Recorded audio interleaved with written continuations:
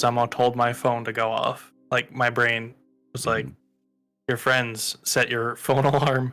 And then I woke up, I went to go open up my door and it was locked. And then I was like, oh yeah, at like 4:30 last night, I thought someone was in my house, which they're not. But sometimes my body just does that. It's like Edgar usually when he's got the zoomies. And I'm in that like kind of asleep stage, but not fully asleep. So then you hear movement outside and you think like, oh god, someone's in my house, but really it's just Edgar like running around. So like I was like, oh yeah, my door was locked. It was a mess. And I've been out of it today, but we're good. Be okay. There's a lot of booze in this first drink. I oopsied. There's no. Is that what they call a happy accident? The steady flow. I was gonna say there ain't no accident. Does anybody need to take a couple minutes to get themselves together, go pee, get a drink, do anything?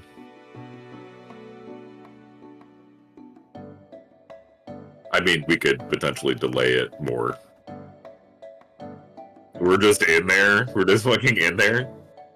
Wait. Oh, okay. I just loaded in and fucking remembered where we were at. Oh no. Okay, yeah, I'm gonna go grab a soda quick. I'll be back in a minute. Oh no.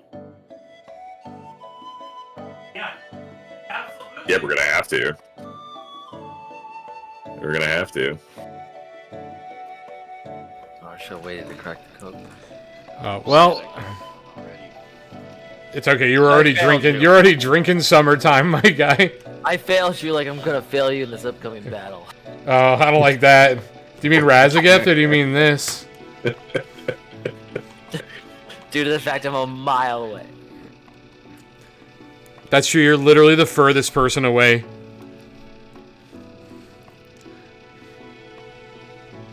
All I know is I wish that I was like my Oreos that I have in double stuff. Oh, damn. Okay. Oh, I asked this to some of my other friends. Are you ready for this question? Yeah. What is the most disgusting seasonal flavor you've tried of Oreo? Birthday cake. I don't try any seasonal flavors. Yeah, I also. Oh, actually, no. birthday It's the cake. fucking. There's a Lady Gaga one. I'm sorry, excuse you? Is it like chunks of human?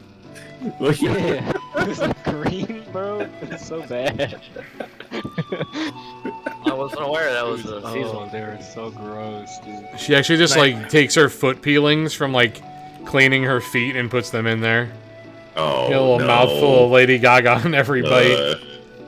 Well, yeah, that'd make a pretty savory Oreo. You know what I mean? It I don't know certainly if anybody's would looking not for be a that. sweet Oreo. I'm getting a lot of salt and funk on this Right. Oreo. It's a tasty foot callus flavor to this. Yeah. For dinner Look at tonight, I that had. shit, bro. What the So fuck is fucking that? gross. Why is it green Pink? and like pink? Green Pink cream is what I've colored- wanted my whole life. Yeah, but like, what does it? I was gonna say, what does it taste like? Like green I cream. genuinely can't even fucking describe the flavor. It was so gross. Grain cram. I had some Bafarni for dinner tonight. What is Alright, Bafarni? excuse you? Other than a very funny word, what is Bafarni? Click that Reddit link. Is Bafarni? Am I walking into a D's Nuts joke? No. Oh, okay.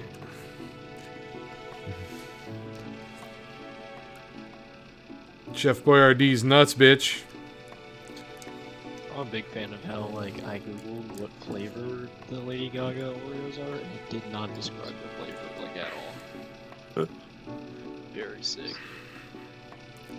Yeah, I don't try different flavors because why try something new when it's already perfect to begin with, you know? Not willing to experience new things? Really branch out? Yeah, I'm not. I'm only willing to do You know that what? if it looks gross. They can keep Are we putting ready? more cream in there, though. No, 16 seconds, relax, and then we'll crack the cold one with the bowl. I'm the type of person, and people find this to be really obnoxious when I'm like, I could get a hot dog or the mystery item. What's the mystery It's a item? boat. I'm that guy every single time. Like, give me that weird shit. I want It to try could be it. a hot dog. Yeah, it's But it's a mysterious hot dog. Are you ready, Jaren? Yeah. On go. 3, 2, 1, go. Oh yeah. Welcome. Yeah. Welcome to a cold one with the boys. Our favorite D&D show that we've been running for, this is our 3rd week now, right, boys? Yeah, 3 weeks and 2 months. 3 weeks and 2 months. We're trying our absolute best to get on a 2.5 months now. very hard Smile. because our group is comprised of adults with jobs. And Rob. As you know, yeah, and Rob. That's true. And Zap. That is true. But today, on a cold one with the boys, the group finds itself in a pretty precarious situation. So let's do a little bit of recap here. The party has traveled to a camp where they met Isaac, the leader of the Whitehaven's Explorer Guild, and his compatriots. The party rested before traveling to a ruins entrance and was able to solve a magical puzzle that allowed them to progress further into the ruins. The ruins, this is a typo, housed an artificial light source that illuminated the courtyard of the ruins, and the party realized in this moment, when they saw this, that they were not alone. Of Isaac's compatriots, Zara and West followed them into the ruins. As they adventured there, the group discovered that the site had been heavily disturbed and was littered with desiccated bodies. The group discovered that there was likely a smuggling operation being ran out of the ruins, and that the dragon's blood that they found there is likely contaminating the water here and traveling downstream. Zerum dropped the vial of the dragon's blood on the floor, and the latent magic awoke one of the bodies in the ruins.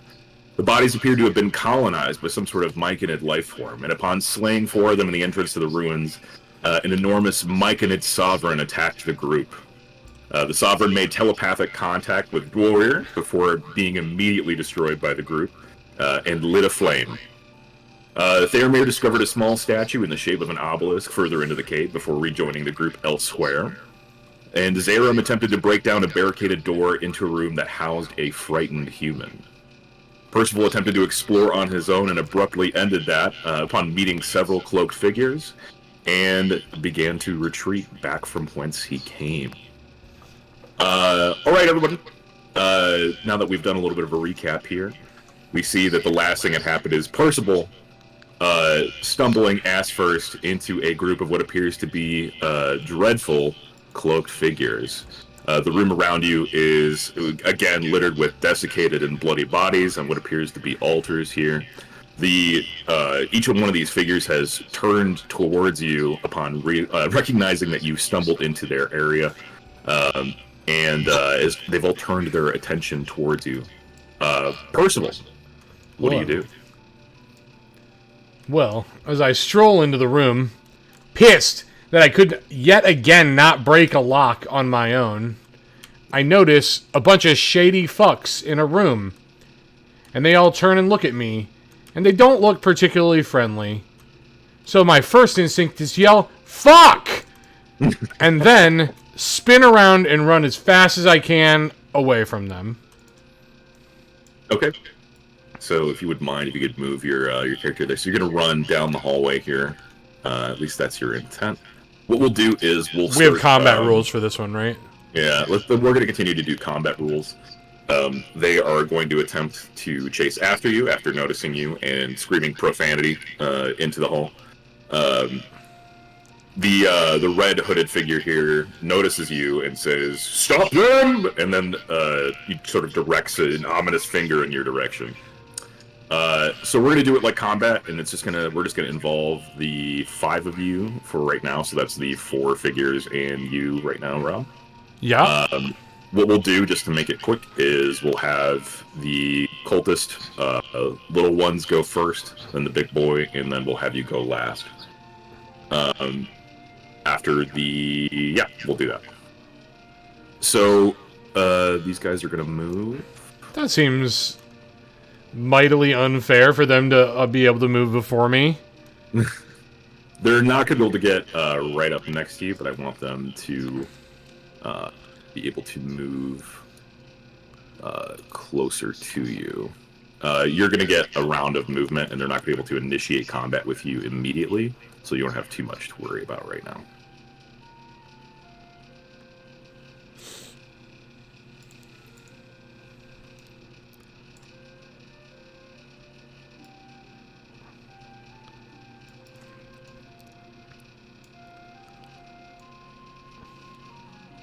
the red hooded figure is going to start making a motion in your general direction and is going to attempt to cast a spell at you. So let's see. He mutters some arcane jargon. Oxiendo Ixali Doseli Atzarale. And he is able to. Let's see.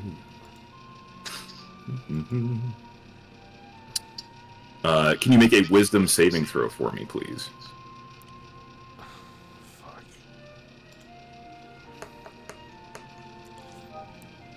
13. 13. Wait, did I do the right thing? I did not. Hold on. Because I'm supposed to be +5. So it'd be 15, not 13. I just clicked my wisdom box instead of saving throw box. Gotcha.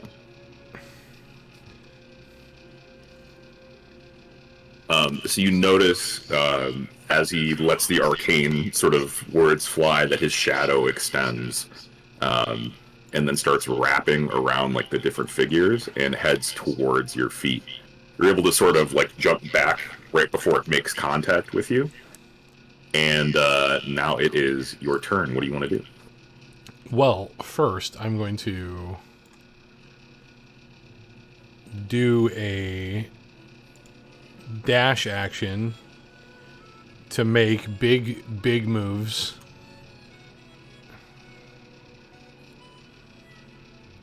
I'm just checking here. You were able to see me like change like where the cultists are at? Yeah.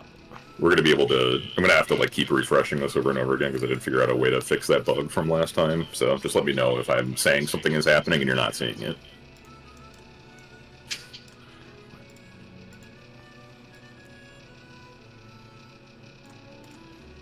I run down the hall and go, help! Help! I think that's all I can... Hold on. Yeah, that's... Oh, I can cast... Let me see if I have a bonus action to cast. So are other four considered out of combat right now, or are we in combat? Like, what's the deal with us? You four are considered to be out of combat right now. Right, as soon as Percival makes contact with you, then you will be in combat. Define makes contact with us. Like, does him screaming "fuck, fuck" define us? As soon as the intents are at least partially known that he's running. Gotcha. Okay, that's all I can do. I don't have any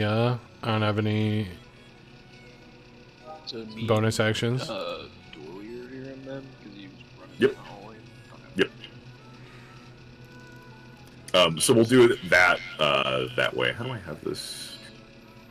So I've already got initiative set up on my side. So Zad, if you wouldn't mind writing this order down for me. We're gonna do cultist, ABC, cult fanatic, and then let me know when you're good. I guess I could write this down too. I'll put it in the scratch pad. Yeah.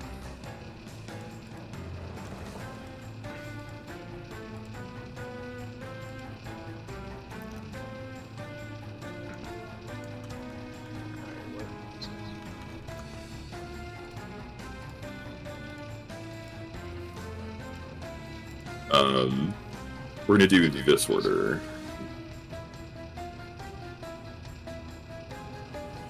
And I sorted this just based on distance from the combat itself.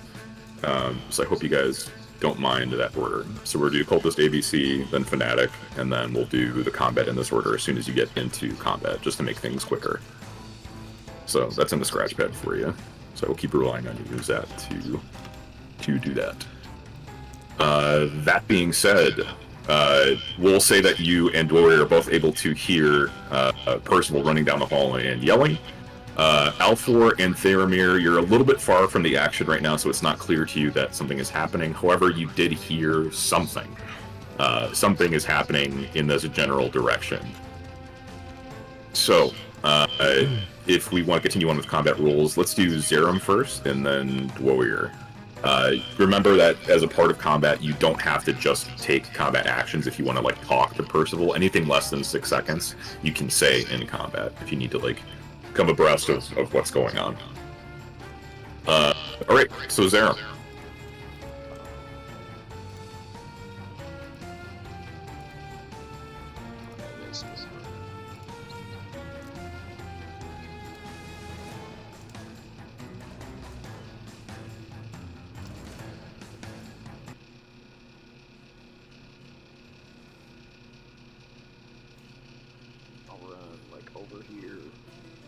Whoa.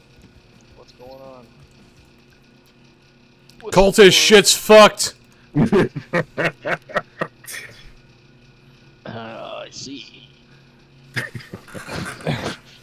Take my weapon out.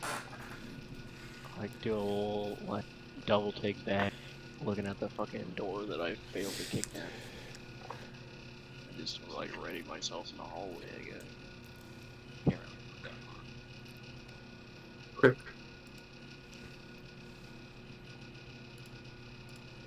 There is. I mean, you could take like a dodge action or something like that too. You're essentially taking like a defensive posture if you're bracing yourself, something like that. If you wanted to. Yeah, I'll do that, I guess. Okay. Bueno. Anything else you want to do on your turn? I don't think I can do. Okay. Bueno. I will mark you as in defensive posture. The warrior. What would you like to do?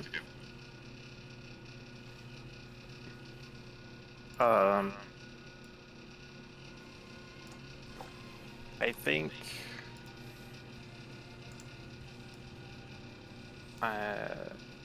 think I'm just gonna move into the hallway a little bit, but I'm just kind of like looking at Zerum. Okay.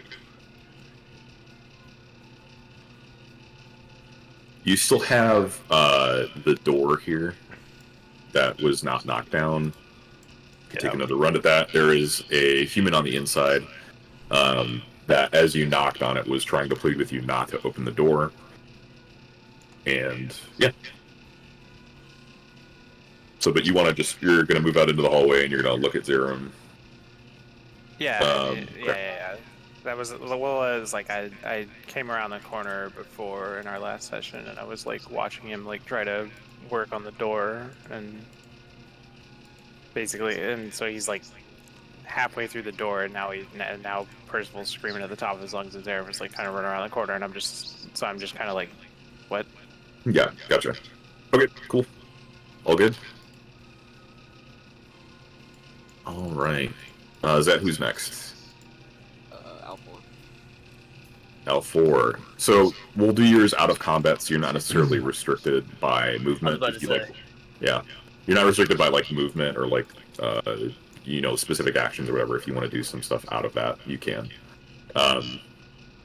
So yeah, what would you like to do? Again, the things that you're privy to are there's two hallways in front, or multiple hallways in front of you. There is the room that appears to be barricaded up with a human on the inside. What sounds like a human on the inside. Yelling for you not to open the door, and there's some ruckus down the hallway. I'm gonna turn to Theramir and ask, because we had heard that slight ruckus. Just, hey, did you hear anything from down the hallway? Help! Help! Do I need to do like a perception check or something on this part? Just because I yeah, you can. We can. Yeah. So give me a perception check to see if you can actually hear what's going on. It's kind of hard to hear because there's all these hallways and echoing. So you're not able to hear it at first glance. So if you want to concentrate on it, yeah, go for it.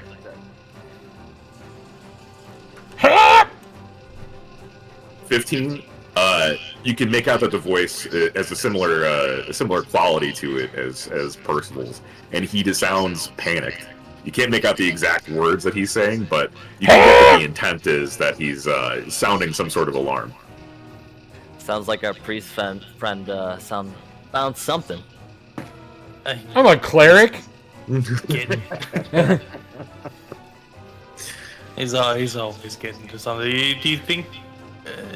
You think it's important? I mean, he kind of sounds like nothing a lot of times.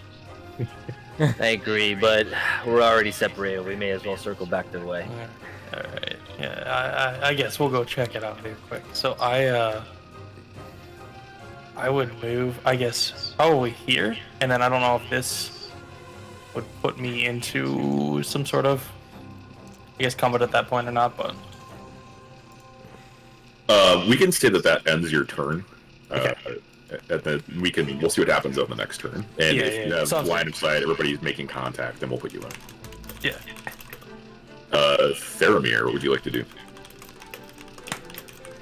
Hearing the trouble down the hall, I draw my bow and head to the corner of the hallway near L48. You're not restricted by like the 30 feet right now, so if you want to walk up a little bit further than that, you can. Yeah, I had to hit the select thing. All right, did that move him to the corner there? Yep, I see you. I Yep, can I'm actually gonna- see, like everyone. I don't know if everyone else has the same thing. I guess Yeah. the Lines. but I can see everyone's cursors and everything everyone's doing. Yeah. It's nice. I'm just gonna put myself at the corner with my bow and just. Am I in combat at this point or no? You will be at the start of your next turn. All right, then I'll just chill right here and see what happens. Okay. Everybody's good. We're gonna move. We're gonna start moving all these other guys. So the cultists are also gonna take dash actions. Start moving these folks down. This is awesome the way that they implemented this to include the like the distance. Although I don't want it right there. I want it right there.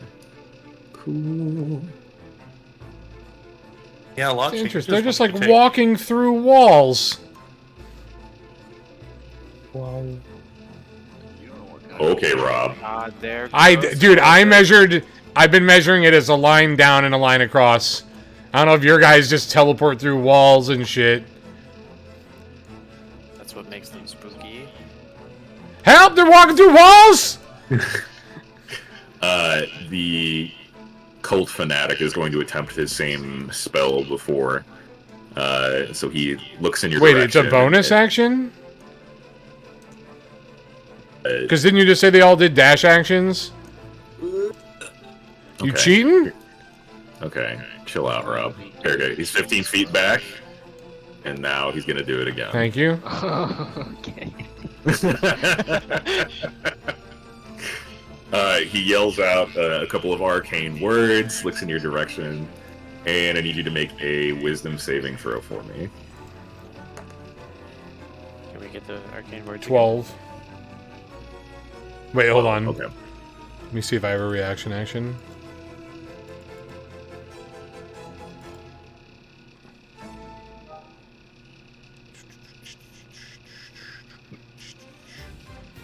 We didn't get any spell school stuff back but from last time we fought, right? No, you did not have a chance then to no, rest. that's all I got. Okay. We're just all at full health because we perfected that combat. Okay, so he concentrates in your direction, and you see his shadow again extend and wrap like in between like the cultists in front of him until it makes contact with your feet. Black tendrils extend from the ground and hold you in place. And right before you trip over yourself, they catch your fall and restrain you. I'm going to mark you now as paralyzed.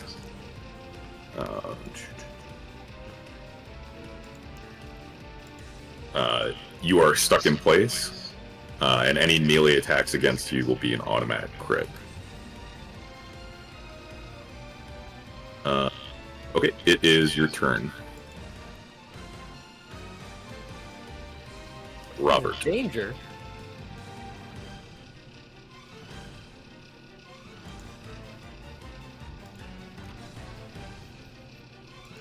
I don't know if we're gonna perfect this one, boys. Nah, you kind of cheaped me by letting them go first. I mean, to be fair, they probably noticed you first too, because Are you sure? you kind of blindly walked into a cavern. Yeah, I would say so.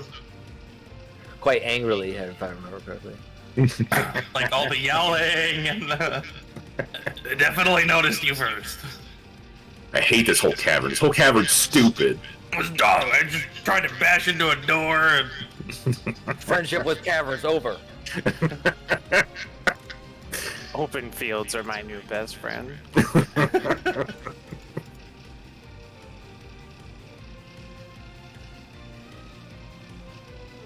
Can he escape? Is it like worthwhile to spend his whole action on that?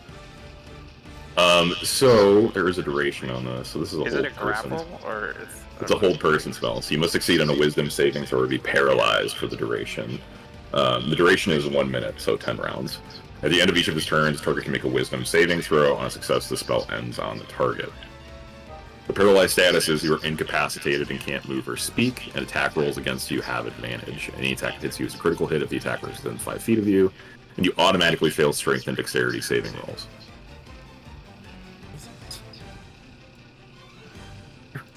Rob, do you love your character or not? I'm gonna cast Emboldening Bond on Dwoyurin Zerum. You can't move or speak. Are you able to cast that without moving or speaking? Yeah, it's not a spell. Just says as an action. There's no magic related components to it. Okay. And then I'll do my wisdom saving throw to try to break out. 8. You do not break out.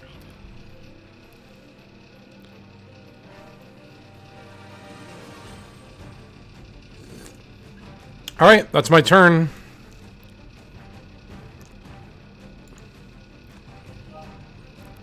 Okay, Zed, who do we have next? Am I able to like run past Crystal, or is he like blocking? Friendlies you can run through, yeah. You're the only one who can see what's currently going on with him. I'm gonna run past him, and I'm gonna like get on like all fours, deep inhale, and just breath weapon down the hallway. Ooh, can you draw for me? I don't know if it lets you or not on your side. Okay, cool. So we're just gonna hit these two front. We hit all of them, or just the two front guys? It's all. Oh, what is this green bar representing? This is breath weapon. Oh shit. So that'll be they all have to make a DC 11 dex save, or 2d6. If they pass it, it half. Okay, bueno.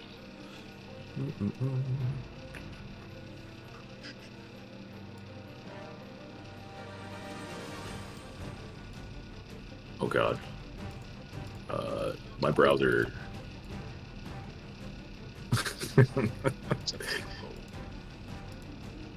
browser does not want to draw the dice falling for whatever reason. Oh, you know It's what? having a I'm rough time gonna... with it.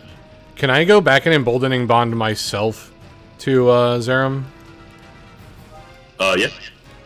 I'm not gonna change the roll, but like, it'll just help me get out of the saving throw. Yeah, that's fine. That's my last Emboldening Bond until we can long rest, too. Okay.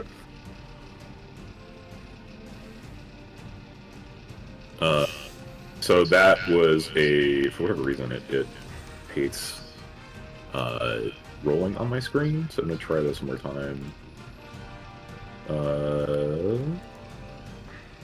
Why does this? 1, 2, 3. Okay. Ooh, this is brutal.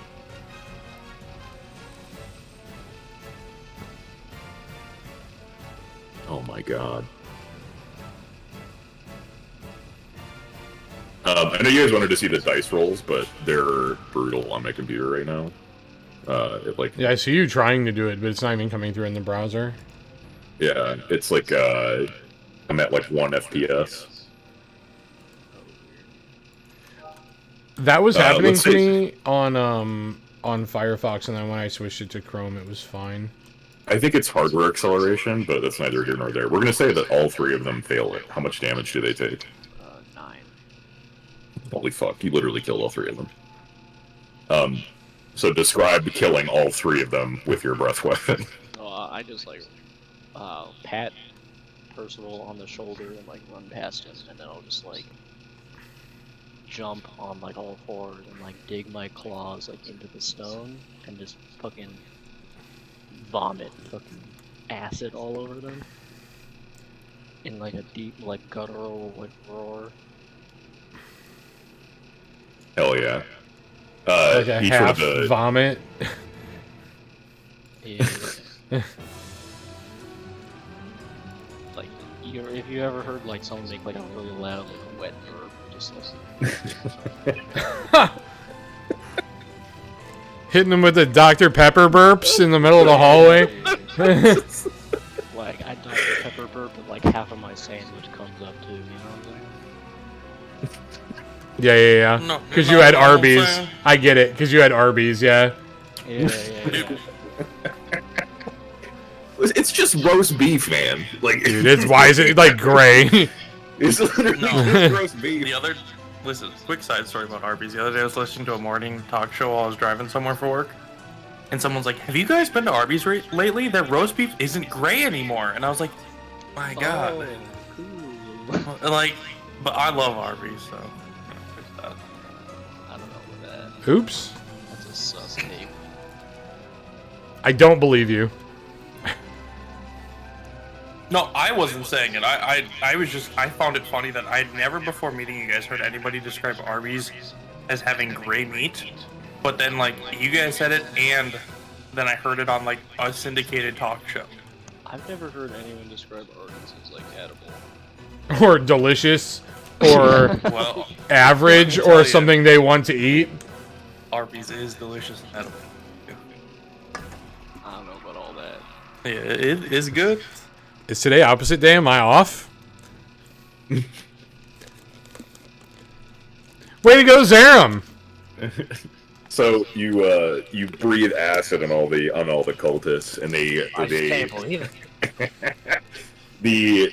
in a violent torrent forwards, it hits all three of them, and they scream and recoil as they fall to the floor, their flesh melting, and then before they just become unconscious and just plop onto the ground.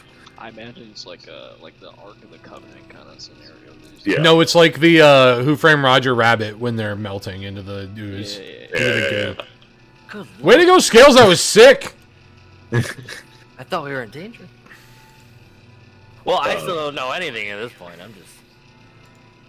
Man, that Faramir dude is super non-helpful. The red-robed figure is obviously quite quite put back by this, and starts to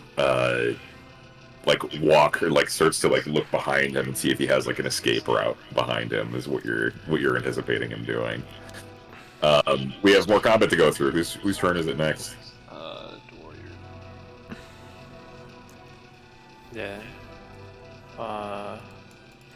I'm gonna move.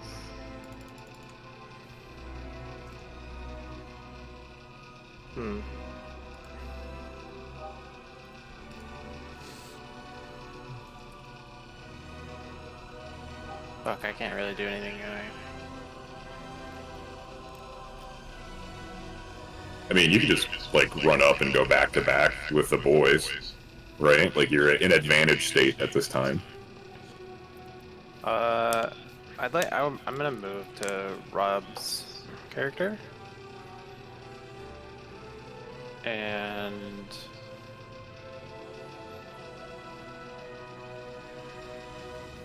I would like to use. I'm gonna use help. I'm going to start pulling at the tendrils that are around his body. Is help Okay. just advantage on next roll? Yep. Yeah, Okay. it's just me giving you advantage. Bueno. But I'm gonna come up behind him and start pulling on the tendrils and be like, "Whoa, Odie, you got some shit on you there." Some shite. Yeah, they got me is that- face down, ass up, my guy. Say that, but you have to mumble it because you're being They got me restrained. face down, ass up. That's what I like to fuck. Is that who do we have next up? Should be Alpha. Out 4. What are we doing?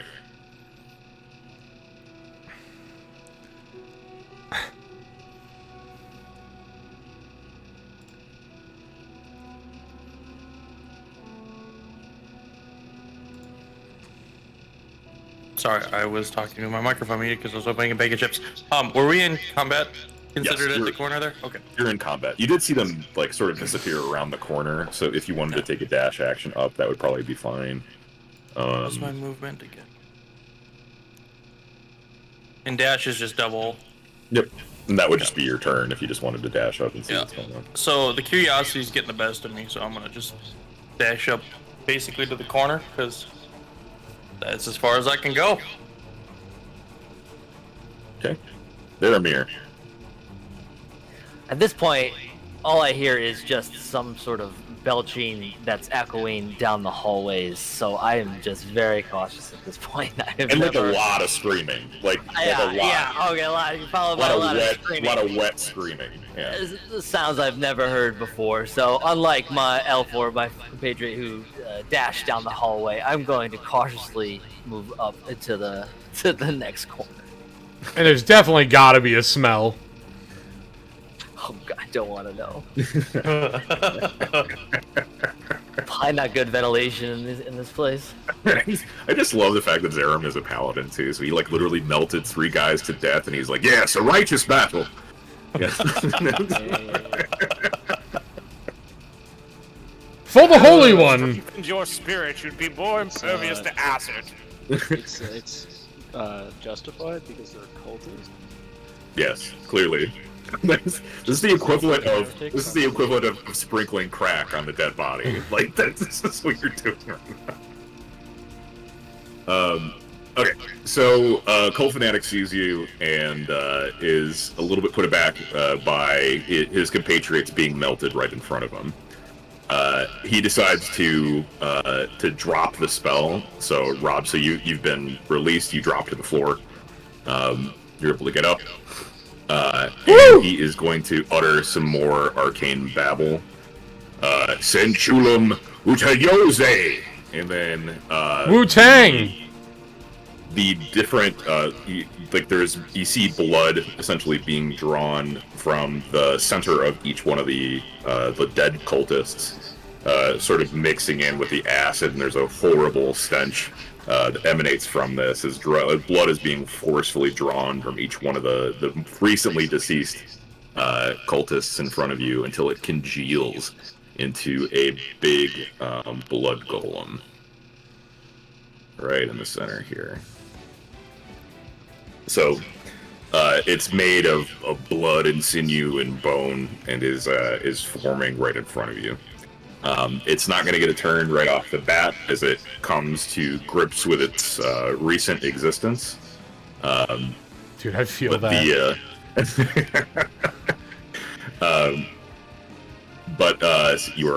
You are confirmed released here from your paralysis, so I will remove that from you. If this thing lets me. It just keeps asking me... There we go, I got it. Okay, cool. Oh, can you put whatever that buff is that's on Zat onto me also? For the emboldening bond? You know, I had his for a defensive posture, but let me change that to something else. We'll call it blessed. Yeah, I don't have any first level spell slots, so I can't cast bless this fight, so that's fine. But yeah, we'll just call it that. Okay. The Cult Fanatic is going to retreat 30 feet backwards. And then... Okay, it is your guys' turn. Who do we have first, Zat? Oh, that's me! What do you want to do?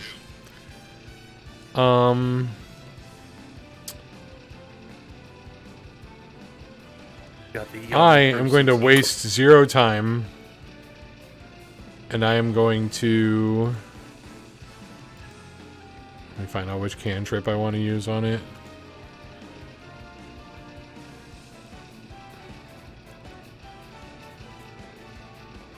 I'm going to cast Mind Sliver on the Golem.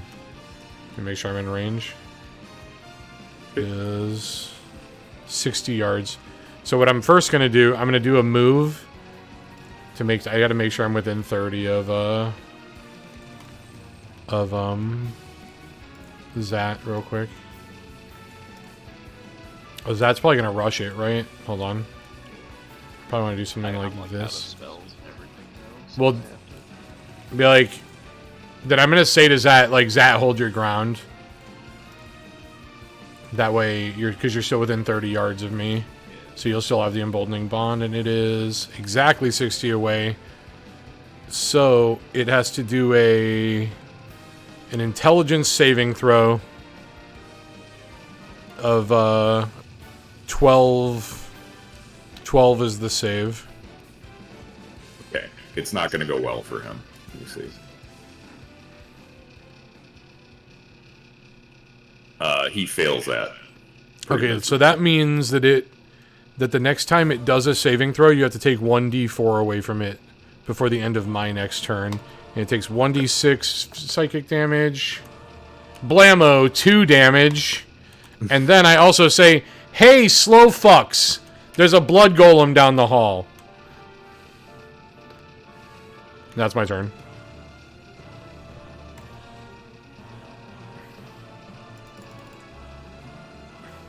Okay, Zat, who do we have next? I think it's you, right? I will prepare myself a bit. Pull my weapon. Stand Okay. We'll say like the dodge action. So what that means is you're just gonna have advantage on any defense, like any attacks against you. Does him making it into a blood golem make it an undead? Or is a golem a different, It'll be an undead, yes. Okay. Okay, Zat, who do we have next? Well, we're here. What are we doing? Let's see. Not quite close enough. But we're gonna dash forward and we're gonna throw one of our little handy dandy handy axes at it. Okay. Give me an attack roll.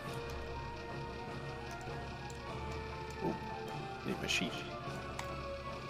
Maybe hold on. Yeah, my rage is off. Okay. And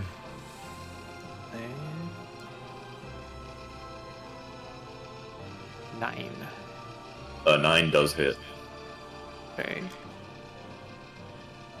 6 damage. Okay.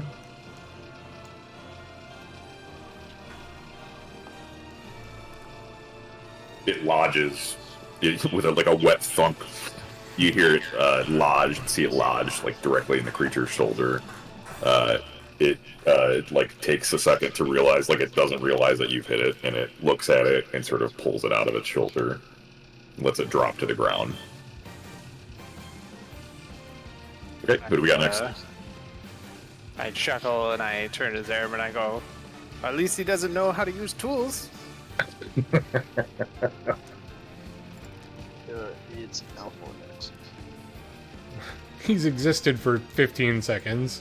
Are you, aside with aside, do you remember that news story? Also, I've had a Do you remember this news story of like when a gorilla learned to like use tools or something like that? Like there was it was like in the news. They were like, "Oh shit, no." It was like the tone of the news article. Anyway, Right. that's moving on. Yeah. Okay. So I quick just turned to Percival and just asked if it was only the blood golem. Is it just the blood golem, or is there something else? There's some weird cultist, too, that made the blood golem. Where's he at? Zarim melted people, though. It was dope. He's down at the end of the hall. Okay, perfect. So knowing he's at the end of the hall, I'm going to move up right here to 30 feet. And we're magic missiling that bitch at the end of the hallway. Let's go! So, yeah. So when I say that, I cast it. That's my last spell slot. First missile hits for 2. Okay. That's sad.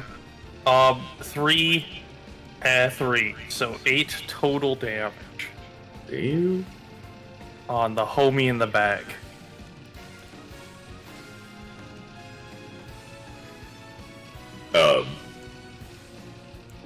You can see that he's like walking back at a slower pace, still trying to find the exit. You throw your magic missiles at him, and they land. They hit their mark very handily. Each one exploding off of his body. He's gonna have to make a concentration check to make sure that he can still finish this ritual here with this golem. He does maintain concentration. He's able to keep uttering magic words, and this golem is still coming to life in front of you. And that, Go ahead. yes, that'll be it. Repeat that one more time. You were cutting out a little bit. That'll be it for me. Sorry, Okay. it was just. All good. Zach, what do we got next? There. Faramir. What are we doing? All right, so if we take him out, we take out the blood golem. My character wouldn't know that. All right, let's see. Hearing the commotion down the hall and hearing Percival, finally someone call out what the hell's going on, knowing that there's a blood golem, even though I have no idea what that is.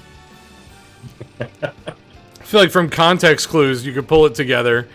It's a golem made of blood. He's a blood man. How like illuminated is this hallway? You've all got your counter twitches out, so you're able to see within like a reasonable amount, like 30 feet. Like there's light. I don't know if you can There's see braziers like, in the other room. emanating from back here, like around here. That'll be illuminating, like backlit from what's going on over here. Everybody's got torches. You're able to see pretty well. All right, knowing that I just heard Alfar's magical missiles go down the hallway and seeing the hooded guy in the distance, I'm going to go ahead and take a shot at the cultist. You gonna rub the coin first? Gonna thread the needle between everyone in the hallway. It's a hell of a shot. Let's see if you can do it.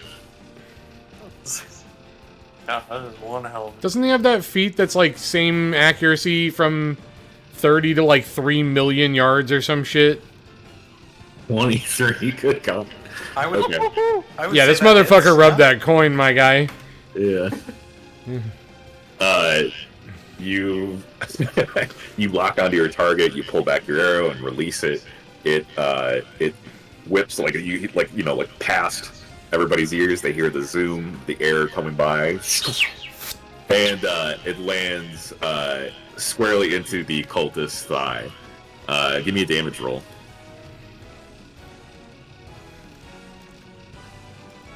You ruined it. The thigh's the best meat. Boy. Friend is looking definitely less hot than he was when he started. Okay. Let me see if he maintains concentration. He does. He's able to continue concentrating and maintaining the spell. What a god. Okay. So I think that's everybody. It is the cultist's turn again. With it being his turn one last time, he is... he sort of like looks around him, continues to back up. He's going to back up another 15 feet or so while he maintains concentration on the golem. Okay, so first up, I think we have Percival. Yep. All right, I'm gonna move further up so that my boy Zat can actually like move forward and maintain bond here. Yeah, he can move all the way to the golem and still do that. And I'm going to... I'm going to get rid of these bodies because they're irrelevant at this point. Well, they're part of the golem now, right? Essentially. Yep. Mm-hmm. I am going to cast Sacred Flame. Wait, hold on. Let me try something else first. Do you have spell slots left? It's a cantrip. Okay. I'm out. I'm only looking at cantrips. Okay.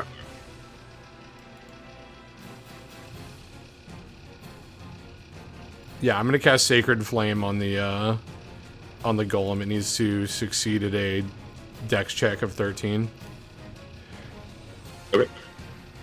Let's see if you can do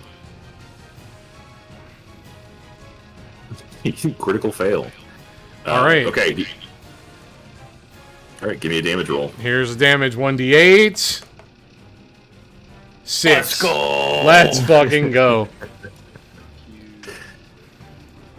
You want to describe the action to me? Yeah. So, I'm huffing and puffing, and it's like deep breaths, and I essentially summon a bright white fire through the floor, hold it in my hand, and I flick it at him. I don't throw it. I flick it at him, and it lands directly on his neck in the back, in a spot that would be incredibly hard to reach for a human, let alone a golem that was created less than 20 seconds ago. And it looks incredibly painful and uncomfortable. Is that the Beerus thing to flick it to like make a ball and flick it? Oh, I don't know. It's the beer. Beerus these nuts. It's pretty tight. It's a little full flavor thing. It's pretty tight. I'll show you later. Okay, well, if it's tight, then it's for sure what I did. And it looks incredibly painful. Hell yeah. Afterwards, you see like an explosion of flesh and blood fly out the back, and it seems like it takes the golem like a full second to realize what happened. Afterwards, I clap Alfor on the back. I see, it didn't take 3 shots for me to do damage. And I punch him in the kidneys a little bit. Like, jokingly, but he knows what I meant. Is that who we got up next?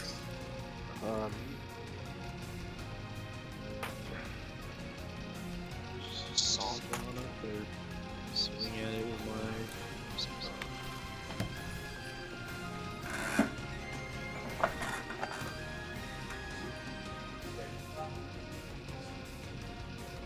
14, it lands. Give me... I think you do another attack, right? Yes.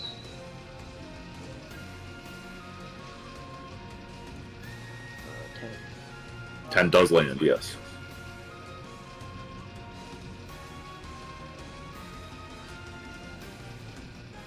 So the 10 damage. 13 total. 8 damage. Okay. Cool. You want to describe that to me? I'll just run on and do like spin, like slash with one side and slash with the other side. Nice. Again, the golem is starting to like come closer to like its senses, and you being right in its peripheral is you're noticing it trying to react to you like a little bit more, but it doesn't react quite in time. The cuts land deep, and you're able to slice through the flesh and sinew and bone of this newly created golem. Who do we have up next? What are we doing?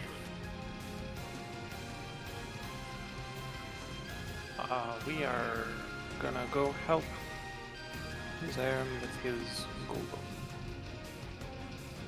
Move up here, and I'm gonna go for an attack with the. Actually, well, hold on. Yeah, I'm just gonna go for an attack with the maul. Okay.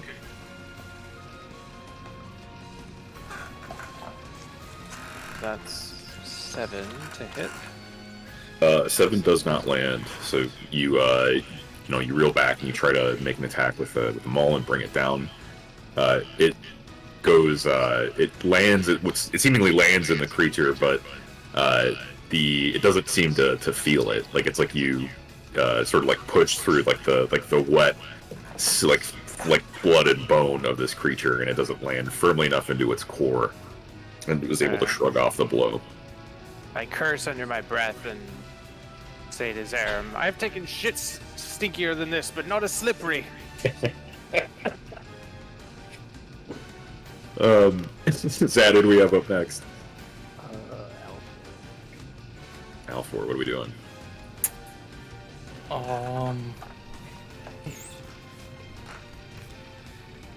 Yeah, I don't have any spell slots left, so I'm just gonna cast Mind Sliver at the blood golem. Target must succeed on an intelligence saving throw. Which would be 13. That'd be 13. 7. He does not. Okay, so he's gonna take 1d6 psychic damage. Boom! And then the next, subtract 1d4 from the next saving throw it makes before the end of my next. Just leave the thing on it because mine would have already fallen off. Because it's only until your next turn. Oops, I didn't mean to Oh, that's send that actually- to chat, but there you go. That's tight, though. Wait, how'd you do that? When I click on the spell, there's a send a game log in the top part. Oh, dope, thank you. I meant to click the little game log above it, but then I clicked send a game log, so it worked out. That's actually perfect.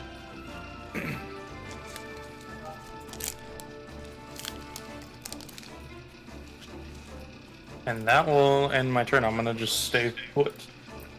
Okay, sweet. I think we have Theramir's up next. Yep. Theramir. Alright, I am going to... I'm gonna dash my way up the hallway past everyone.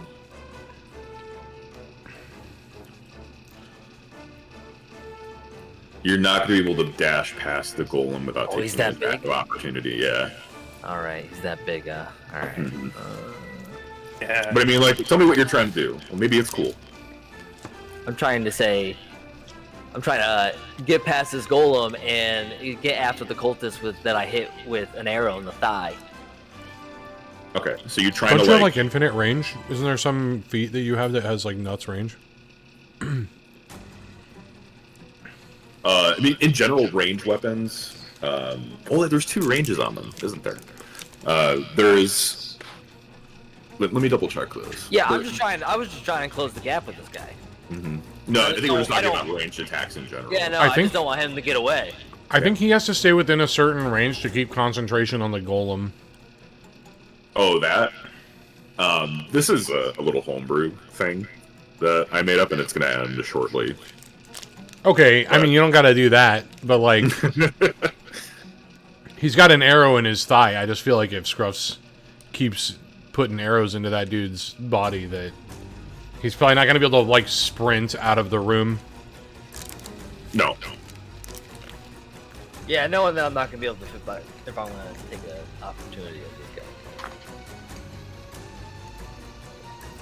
Close the gap a little bit. Get him, So neck you- scarf. Yeah, I think you technically wouldn't be able to move, like, through him anyway, because of the way that the hall is set up here. Like, if Yeah. you do move through him, like, you would take an attack of opportunity. If you wanted to do something like literally run up the back of Zerum and then, like, do a flippy off the top of the golem's head to, like, move past them, I'll let you do it, but he is going to take a swipe at you. Yeah, but that sounds cool as fuck. Yeah, we would do a skill check to see if you're able to do, like, an acrobatics check to see if you're able to do it, and then if you're able to do it, you're still going to take an attack. But it's going to be cool as fuck. Oh man, it could be cool as fuck though. No, dude. It could be a boat. Let's do it for style points. All right, we're doing it. Always. So you'll move the 60 feet, so give me 60 feet.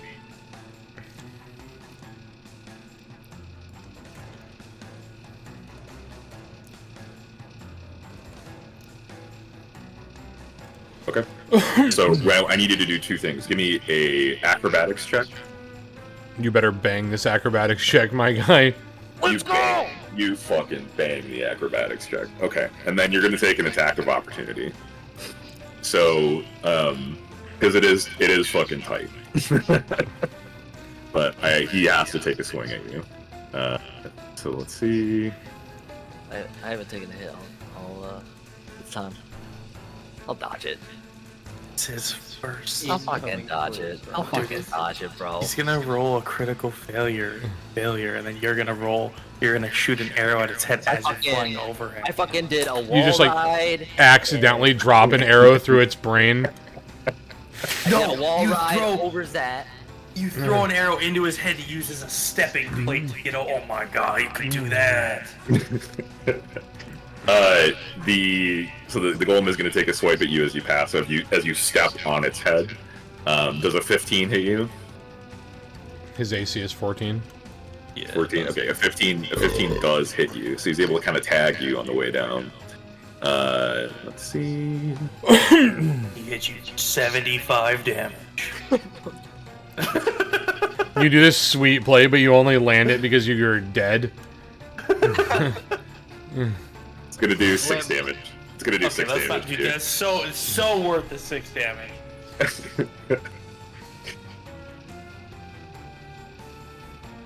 Hey man, that was really neat.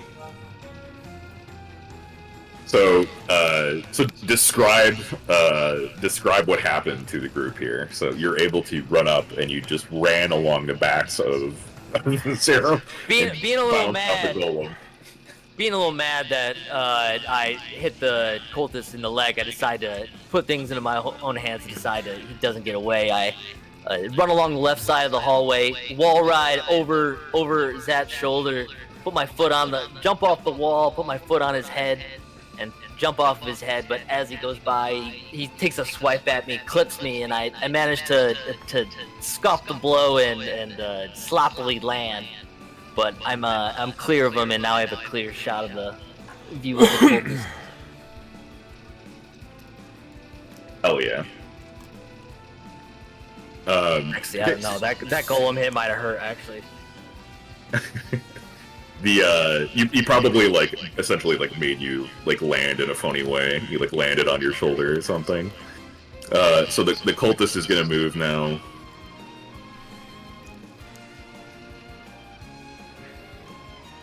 And he is out of your direct line of sight.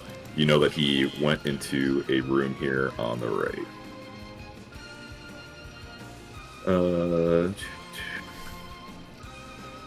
There's a visibility thing that's not allowing me to change.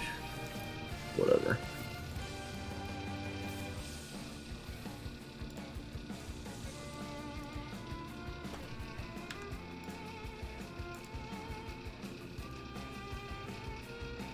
Okay, is the token hidden now? It was. The token is. It was hidden, and now it's not. Oh, okay.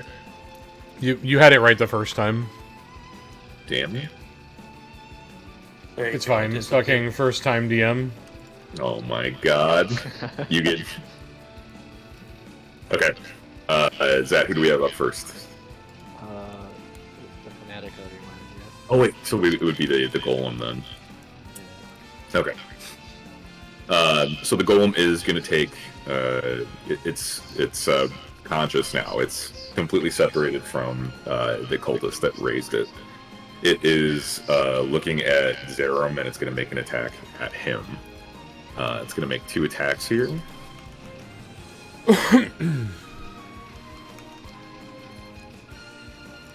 Yikes. Jesus. I make these sweet monsters, and then I roll so fucking bad. This is brutal. Does a 12 hit you?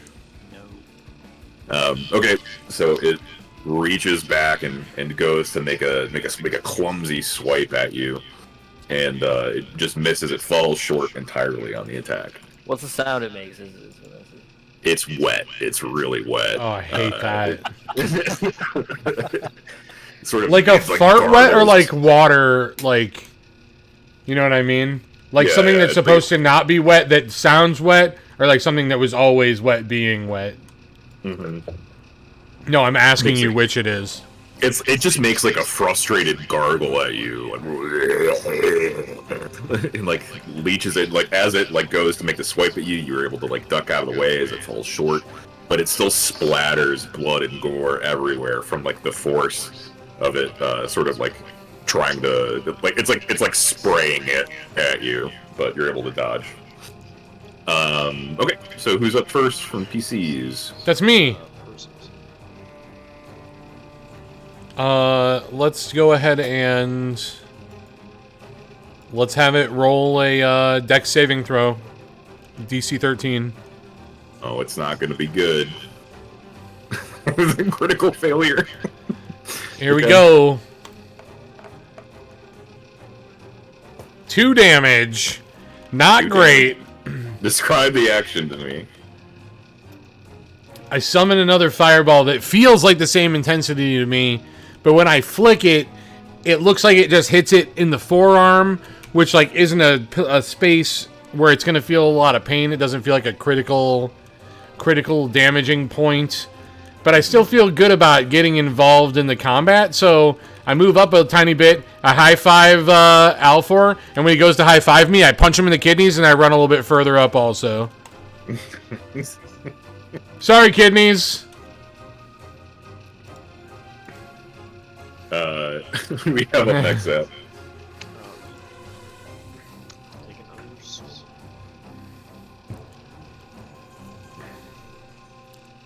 This won't let me link that, the text for that into, chat. 9 does hit.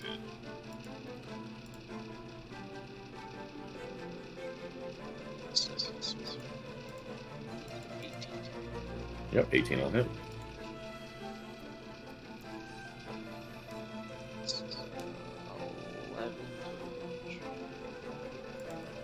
Okay, describe the swings to me. Do another like stab forward, like side hop. It's like a stab. Okay, your stabs land cleanly in the creature's core, and it lets out another frustrated gurgle at you. I think we have Dwarrior next. Sorry, is that your rest of your turn? Yeah. Okay, Dwarrior. Swinging again with the maul. That's gonna be a 9. That does hit. 12. God damn. Describe it to me. Oh god.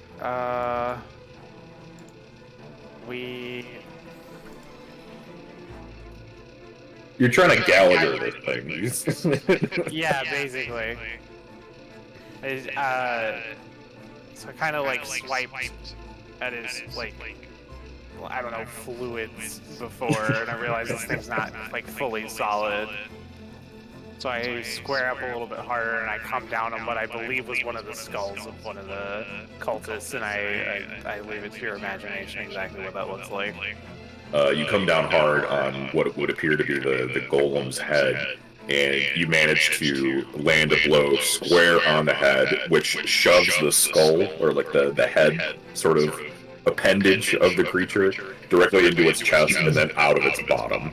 And then as that happens, it's like lost a chunk of its mass and then begins to reform the head structure. All right, anything else? You hit its head through its ass, dude. The fuck?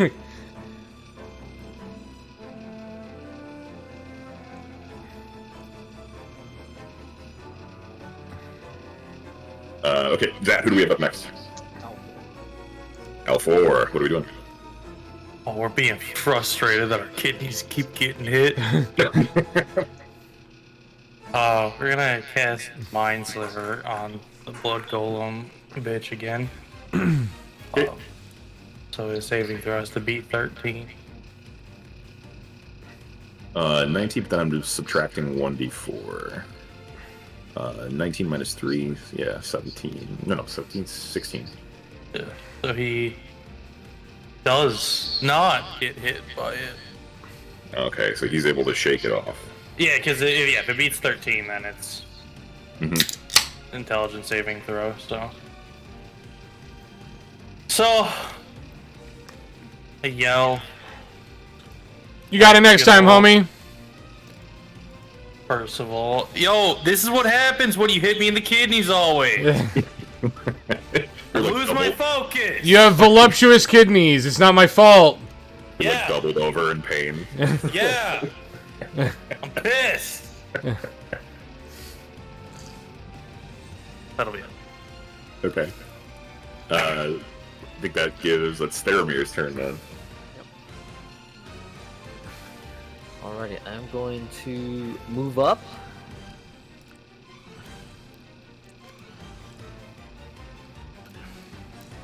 See what's going on. To the right. See where that cultist ran off to. So you have full view of this Can't room. run far. Just got an arrow on the side.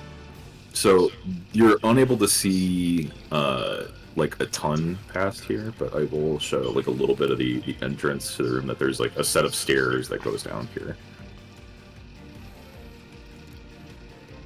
If you want to, you can take another move action. If you want to check out more of the room, I was about to say if I or the other, you can also fire back at the. Well, he can just Yeah, finish that's his what I was move action, right? Well, I just moved 30, so that's all I can without going into dash territory. Gotcha. So yeah, so I can either. I did not expect there to be stairs there, or I could fire back because I just don't think my arrows are doing much to this golem. So I'm gonna dash and keep moving after that cultist. Okay. Put yourself where you want to be.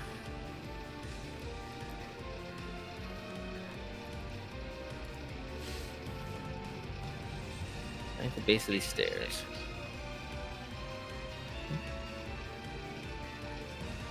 Let's not hope that the cultist is running in a backup.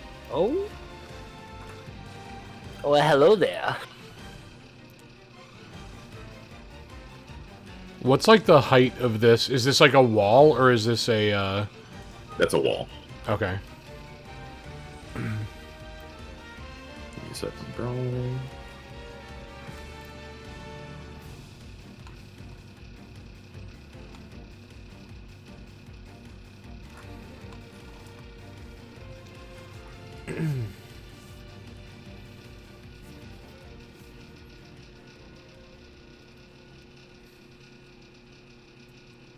Okay. So the room that you're in has a single altar in it, and the cultist who is who's sort of like leaning his weight against it.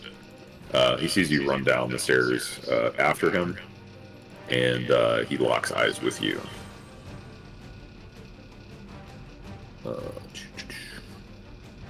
He is going to attempt another spell on you. Well, a spell on you, rather. Let's see, he's going to attempt to command you. My favorite. Mm-hmm. He already put me in the sex swing, man. Can you make a He's a wisdom real saving perv. throw for me? Faramir? Oh no! That's not great, boys. 2 + 2 do equal 4. Yeah, that's not great. So you're gonna fail the saving throw here. And let's see. He's gonna have you do. He is going to have you. Well, he looks at you and he spouts some more arcane babble. I actually have a generator for this, and it cracks me up because I'm like, this is a great idea, and then I'm trying to fucking pronounce this shit, and it's rough. Ahodeia, Axadia, Intuate. Yeah, big agree. He looks at you and says those words, and then the room around you, but you start getting like tunnel vision, and the room around you starts to darken, and all you can see is him and his eyes. He issues an order for you to grovel, which means that you will be knocked prone, and you're going to drop to your knees. Oh, he's one of those cultists.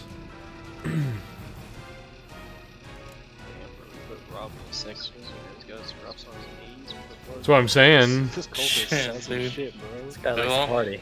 Wait, how's this say? I might join the cultist side. Better watch out, 'cause that's gonna fucking melt you, though. The best way to go. I feel like that's probably one of the worst ways to go. He starts walking back up to you, and then sort of, yeah. So he's walked up to you, and he's like sort of held you in like a hostage sort of position. He has a knife at your neck. All right. I think that means it's the Golem's turn. The Golem is going to take another couple attacks. And we're going to try... Actually, let me do this so it's fair. Dweller, say evens or odds. Odds. The Golem is going to take a shot at you, Dweller. He's going to make 2 attacks.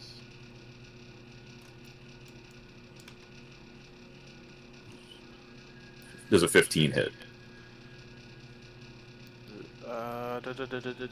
He's AC 14. 14, yes. 15 It shows it hits. on the icons. Okay. This is not going to go great. He's raging though, right? No. He can reaction rage here though, right? Can he? I can go into raging with a reaction, yes.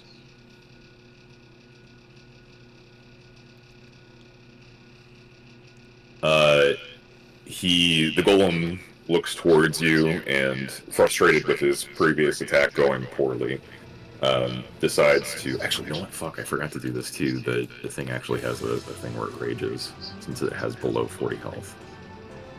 What bad DM? Oh. You're just giving us information you don't have to give us.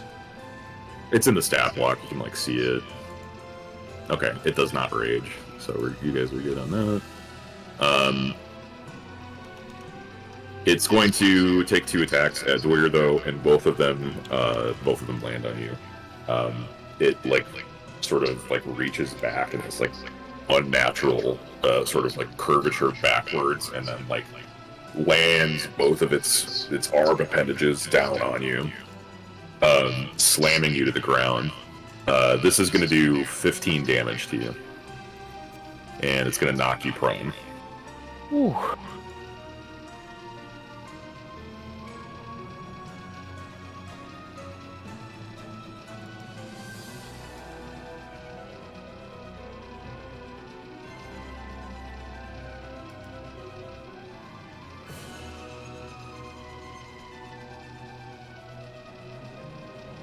Okay, Zach, who do we have up first? Person.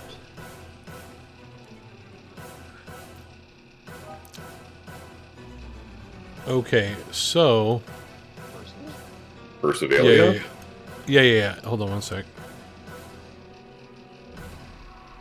Okay, so I'm going to do something wacky here. I'm going to cast Balm of Peace, which says, as an action, you can move up to your speed, so I can move 30 feet. And anyone without provoking opportunity attacks, anyone I touch heals 2d6 plus 3 hit points. So what we're going to do is we're going to do that to travel to here, touching the Dwo on my way through. So you get 2d6 plus 3 hit points. Do I roll that or does he roll that? Whatever you want. I want to roll it. Fuck all this. I want to roll it. He believes. So here's 2d6. So you gain 11 or what is it? 11 hit points back. And then I'm going to use the rest of my movement to start moving toward old disappearing Theramir up here.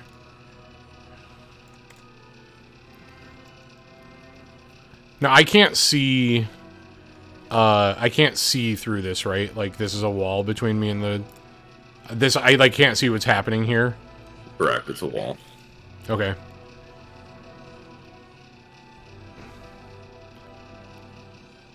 I just worry because he ran up ahead without us after getting smoked by the golem. So I just keep going. Yes, you guys would not be able to see that. Let me see how close I am to Zerum. And I say, Zerum, you gotta move closer to me. You gotta move to the other side of the golem if you want to get... Oh, it's like here. I don't know if you do it from like the edge of my hitbox. It'd be like here would get the bond buff back.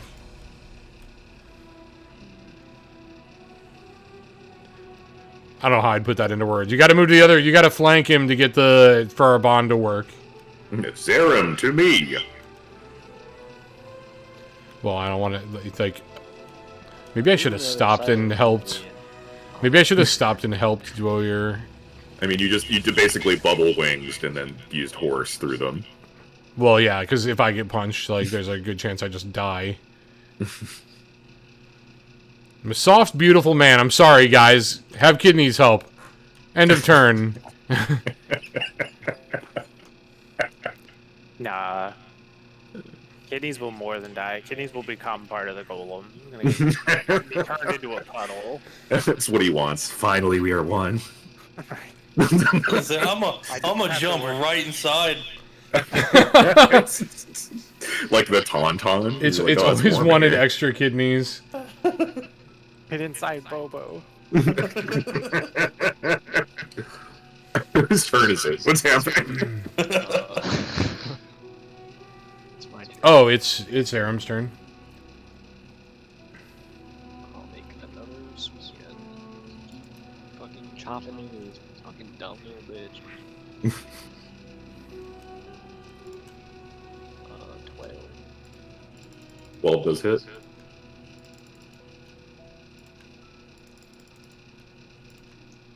And a 9 does hit.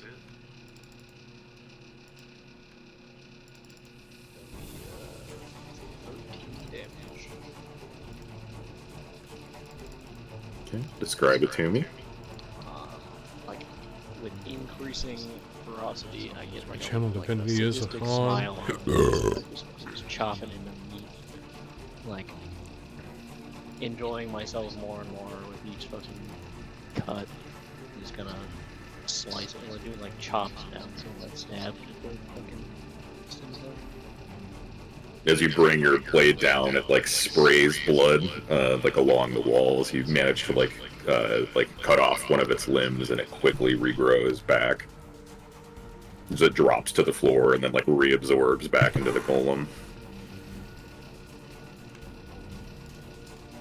Who's up next?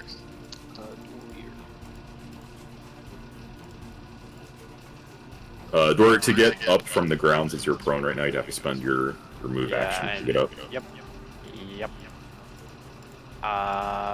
And that is, in fact, what we are going to do. So, I believe I need a...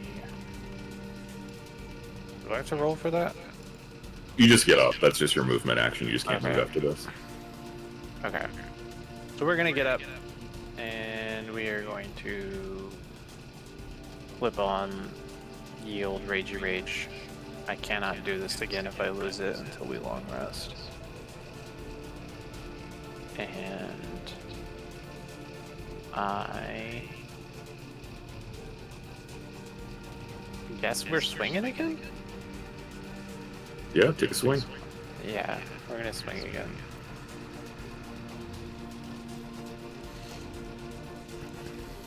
Where? Why can't I like see the chat? What's wrong with my 12. I mean, you just refresh it if you need to.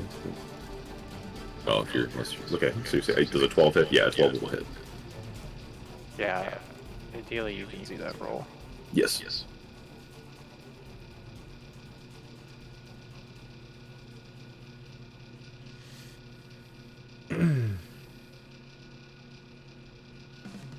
Alright.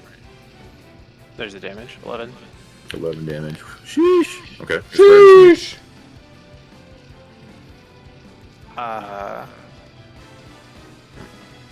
So I get back up after being like essentially just crunched into the floor. And I take my hammer and I'm just spinning. I'm doing my best Bladestorm impersonation. And little like swiping little chunks out around his leg area as I go. Hell yeah. So you're spinning, and then as it like lands like firmly into the core and like around the legs, it's a similar thing is happening where big just chunks like- of the golem are just flying chunks of off. blood and viscera are modern art painting the walls right now. Yeah. Awesome. Zed, who do we have up next? Alpha.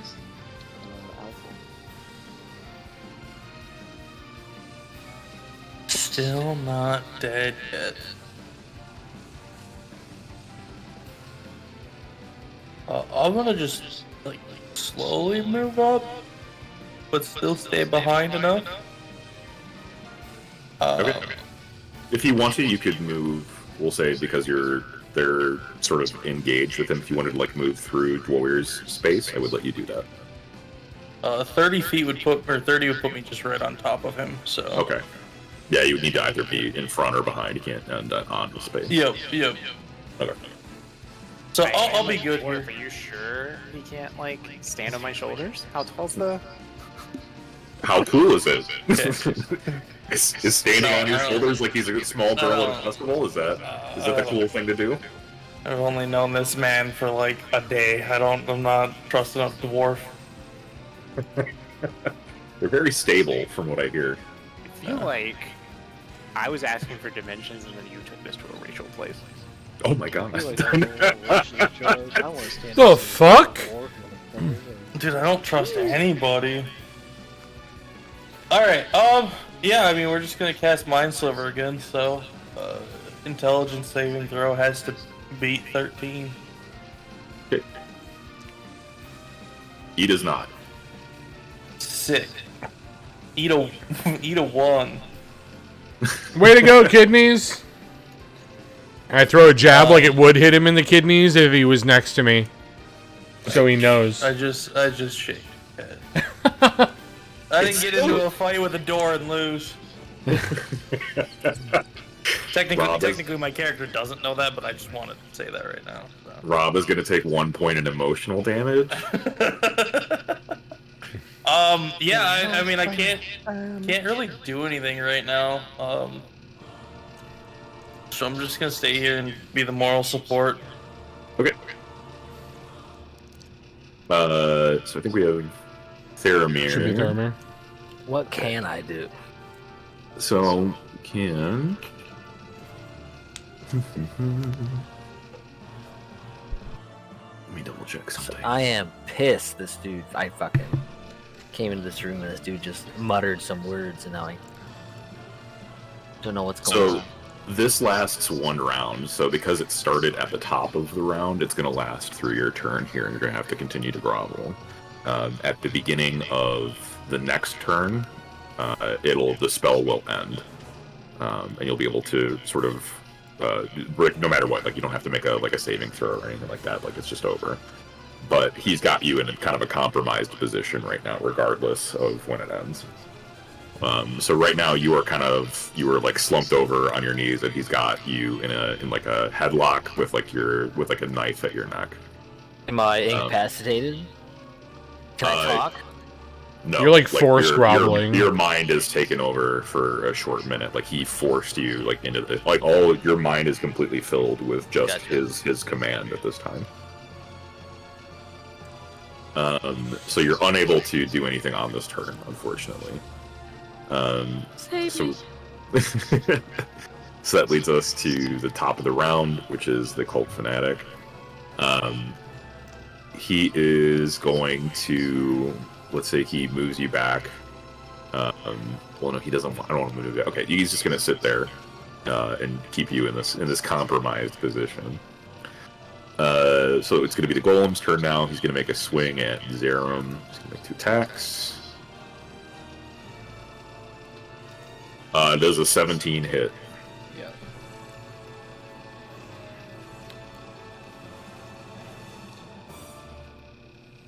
He's going to do 21 damage. Oh my god. Nani? The Golem like turns around and manages to get some momentum on a swing towards you. Both of its arm appendages land in you and slam you against like the cavern wall, sort of like knocking you prone. We'll say you're prone here. You are at. We'll just put you at 0. Yeah, we're gonna put you at 0. Okay. Hello. I'm the DM. Hello. Refresh this because it won't let me. It actually won't let me change player health. So you're gonna have to change your own player health. Put yourself to 0.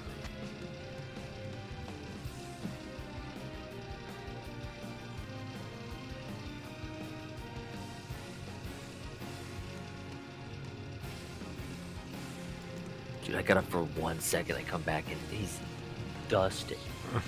I mean, these are just volatile situations. Like, I'm putting you guys up against strong monsters, and this thing, you guys were literally dusting this thing that is a very strong monster, like, with no problem up until right now. All it takes is just failing, just having 1 or 2 shitty rolls. It fully dusted 100 to 0 to Zat. Describe to me what happened? I got crumpled into a wall, bro. What the fuck? Essentially knocks you unconscious and you fall to the floor. Okay. That's the golem's turn. It looks back at Dwoir. I can't remove. I guess I can keep rage on. Yeah, it won't let me remove prone anymore. So you have to do that. There's like a thing in the chat that you would have to do. Yeah, you have to like click. It says something like the DM wants you to toggle prone off, and you have to okay it. Yeah, but that's just for his like request thing. Yeah, but it takes it off of your used to be able icon. to just set it. Yeah, I used to be able to just set it. It doesn't let me set it anymore. So Zat, make a saving. Just make like a d20 save for me real quick and see if you can beat a 10. Wait, he has to do a saving throw immediately. I thought that was just on his turns. Oh god. Okay, There's you one remain unconscious on the floor. Am I dying? Is that what that was? Yeah. Do I have So to who? click, failure on the death save thing? No, don't worry about it. That would put me up. Warrior. I think you're next, right? What do you want No, to do? I'm next. Oh fuck, you're right. Yeah, sorry. I'm gonna come up here by my boy Did you Theramir. just teleport through a wall? No, I did the. It's 25 to here and 5 to here. I did Okay. did the whole thing before. I don't know. There was just talk about teleporting, so I wanted to. Make sure You that had nobody a was dude do teleporting. a double dash at me and then also cast a 70-yard spell at me. Listen, nobody did any Mario Karting. Okay. Okay, I'm gonna swing a mace at this stupid bitch's head. He's got Theramir like in front of him, using him as a human shield. What do you mean? So I'm incapable of swinging a mace at him? He's gonna put Theramir in front of the blow. Okay, here's what we'll do instead. I'm gonna cast, I don't know, Sacred Flame at him, and I will I'm gonna Spirit Bomb. I'm gonna Spirit Bomb that Sacred Flame around Theramir to his stupid body. There has to be something that he can't just block. Like you can do it, but he's using him as a human shield right now. Oh wait, hold on. Actually, you know what? No, I changed my mind. We're gonna Word of Radiance because I get to decide what gets hit by Word of Radiance. Okay. So Constitution 13 DC. Okay. I'm not gonna hit Theramir. No one hits Theramir but me. Critical failure. What Yeah, happened? so take this fucking D6, bitch. 5. You want me to describe the it? spell to me. I pull my mace out, right?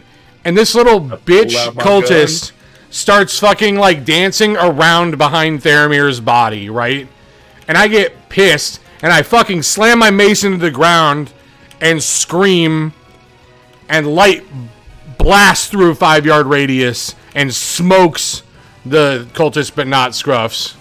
We'll see. We'll do this like a concentration check. If he can beat a 10, then he'll keep holding on to Theramir. He's essentially grappled, right? Yeah. Well, not. It's Kinda, he's- yeah. Yeah, he's like in a compromised situation right now, so it would be the easiest grapple of his life. We'll call it that for the next turn. So you'd have to like, if you want to escape him, you'd have to make like a grapple check. But he's able to hold on to him in that headlock. I rolled an 11, so he's able to hang in there. Okay, that's it. He takes the damage. Sick. Zat, you would be up next, right? So we did your like kind of saving throw to see if you're able to come to consciousness for what's going on, but we said no. So we'll say that that's your turn for right now. Who's up next? Warrior. Warrior. What do we want to do? Oh, buddy.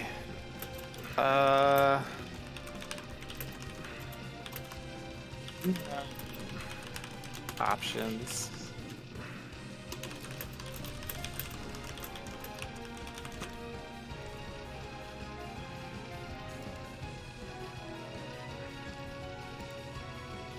How can I want to. You can move around him, but not just away. You can't like. You need to like disengage if you want to move like away from him. But if you want to stay within 5 feet, you're fine. I don't want to run away from him. I think I want to try to. I want to get myself in between him and L4. I think, but we are gonna keep swinging away.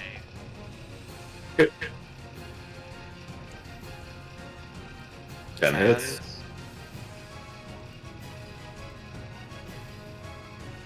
I did 17 damage. Covering the fucking thing. I can't see. What is it? 17? It's 17 damage. Yeah. Okay. Yeah, you almost... Is that max damage on that?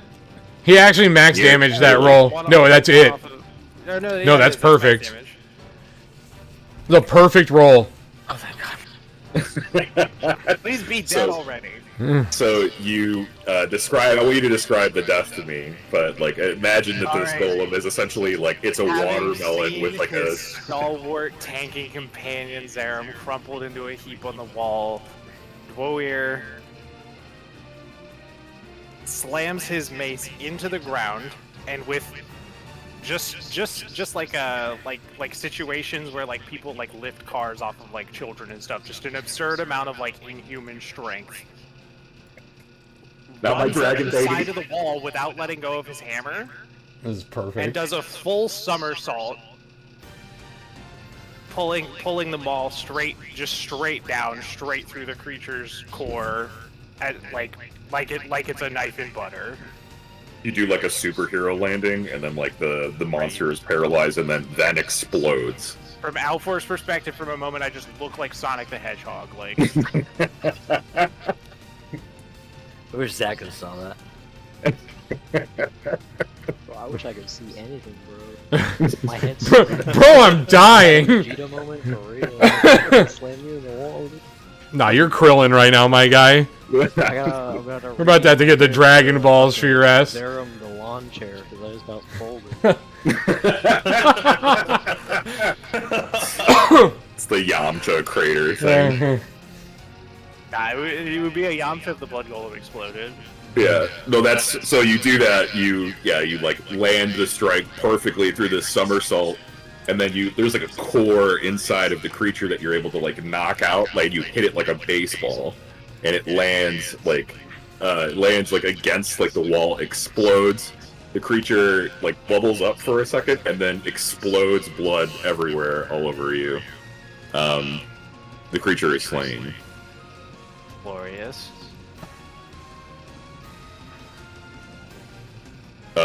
Zach, who do we have up next? Okay. Since homie is dead, but I want to make sure that our homie stays alive. I'm gonna come up over to him, and I am going to use my action to attempt to stabilize him.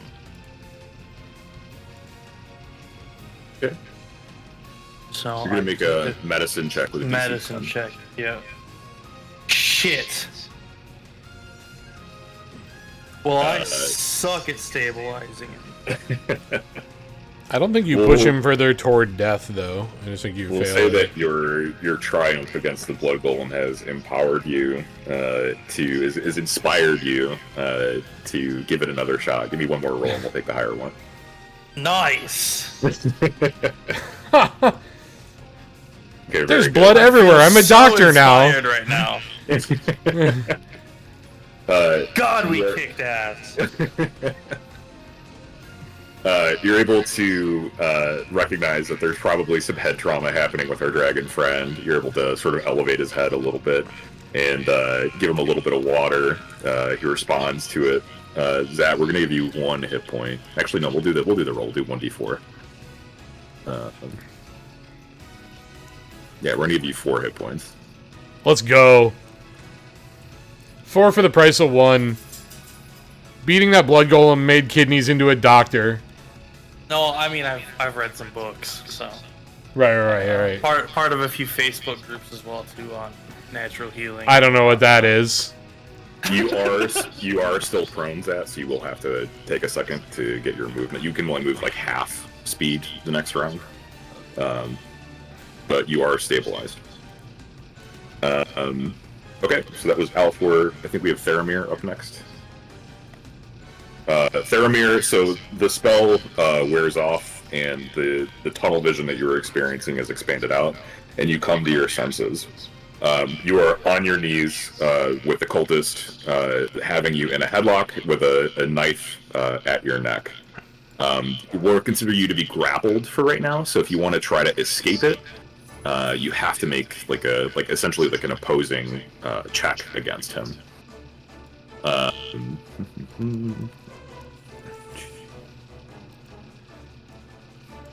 Can I ask him his name?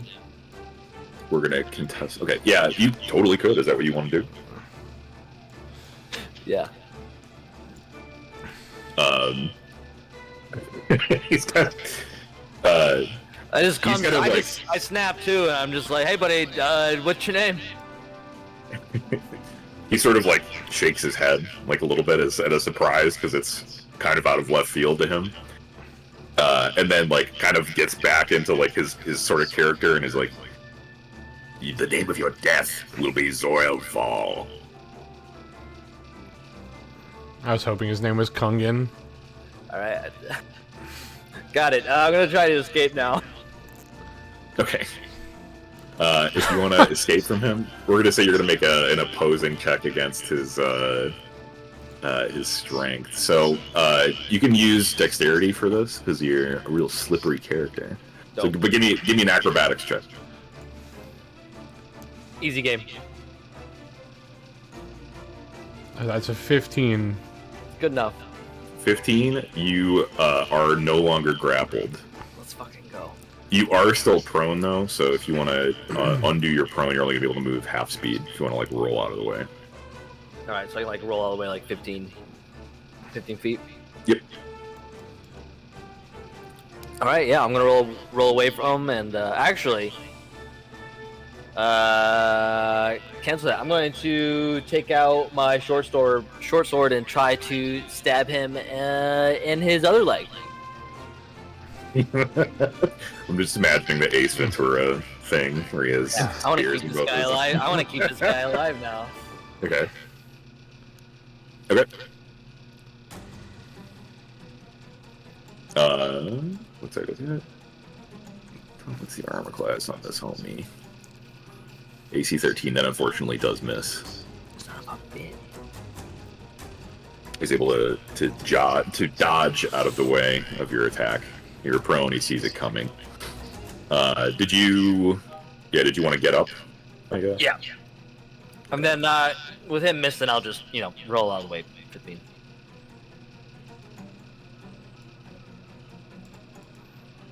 Sweet. So you can just click the thing in the chat. It's weird, I really got in there for you, and now you're just out of here. I appreciate it. Okay.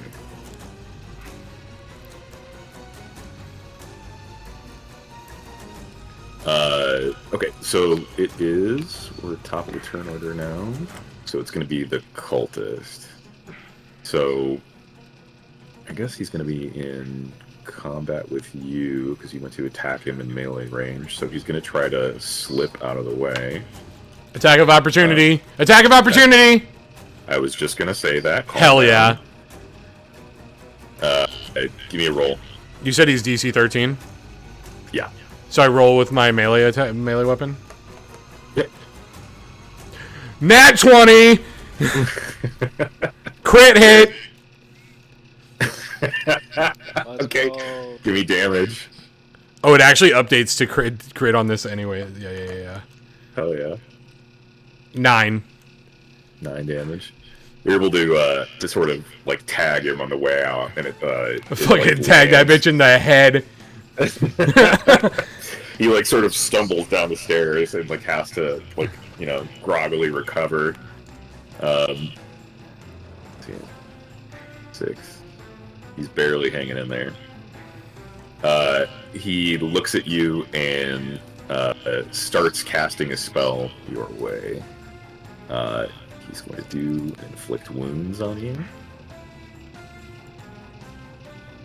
Oh no, it's melee. Fuck, I fucked this up. Yeah, come back, bitch. Catch this mace. I fucked this up. Okay, he's gonna try to do Shield of Faith then. So he says some arcane words, and a shield of blood surrounds him.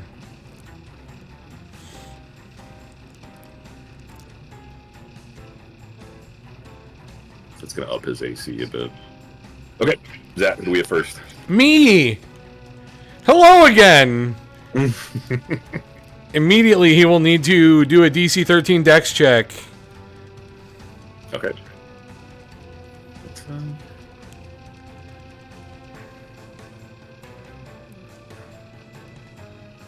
21. You've got to be fisting my entire ass. Alright.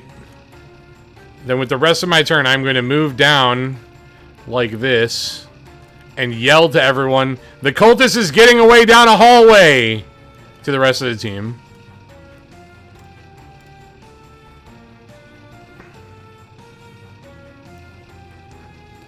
Zaram's turn.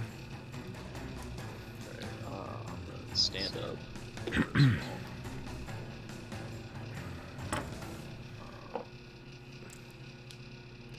Like, bark and like crack my back, and then just use all of the points I have in my land hands pool to heal 10. Oh yeah. And just like deep sigh and like grumble of this never happened. And I'm just slow saucer towards the rest of the fucking cultist.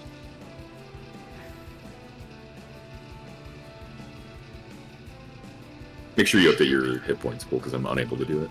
And you can remove prone from the chat. Should be at 14, no? Yeah.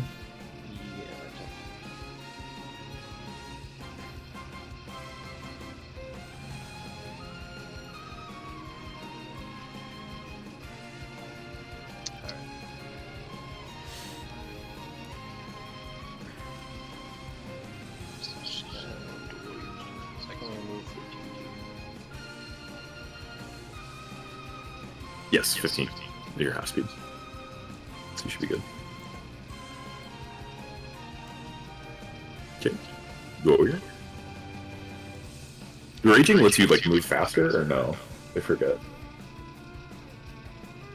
Let's see.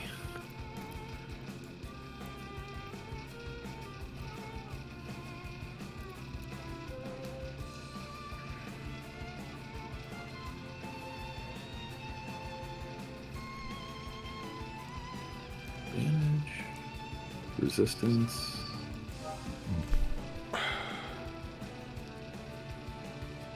Oh, you just get fast movement at 5th level. Okay, that's cool. Are you muted, Fun? No, I was waiting for you to finish answering your question. Oh, gotcha. I'm just Yeah. booking it down the hallway. Okay. Bueno. She just made a dash action. That's your turn? Yep. Okay. Is that who we have next? L4. What are we doing? I am to dash right there. And that's it. Okay, very good. Yeah, pretty straightforward. Not a lot to do.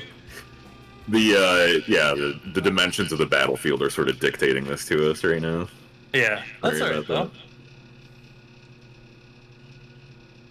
No, and it wasn't a bad thing either. I just Yeah. Sometimes the turns do be like that. It's okay. it do be like that, yeah. Faramir, what are we doing?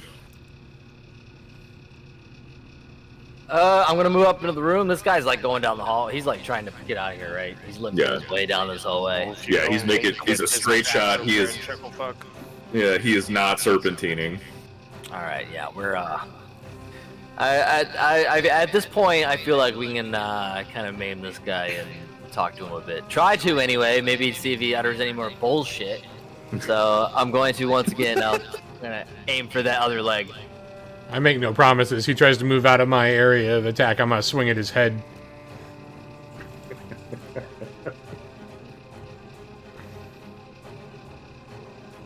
Give me an attack roll. What do we got? 11. The shot, while it lands true to the target, is deflected by the blood shield that surrounds him. Jesus Christ! Uh, This guy is. I'm done with him. He moves into the room ahead of you, and I will update this so that you can kind of see what's going on. What's going on?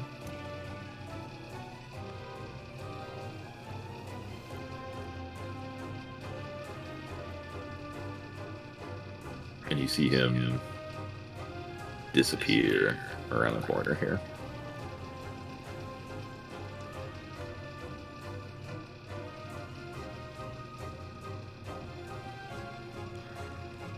What's up, Vega?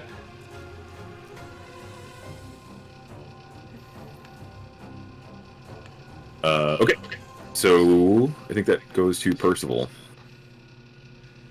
All right. So now that we've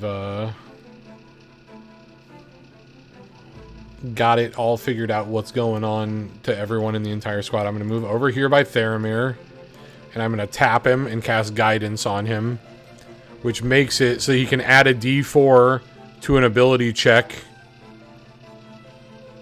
to one ability check, and then the spell ends. And I'll finish my movement going this way and stand here.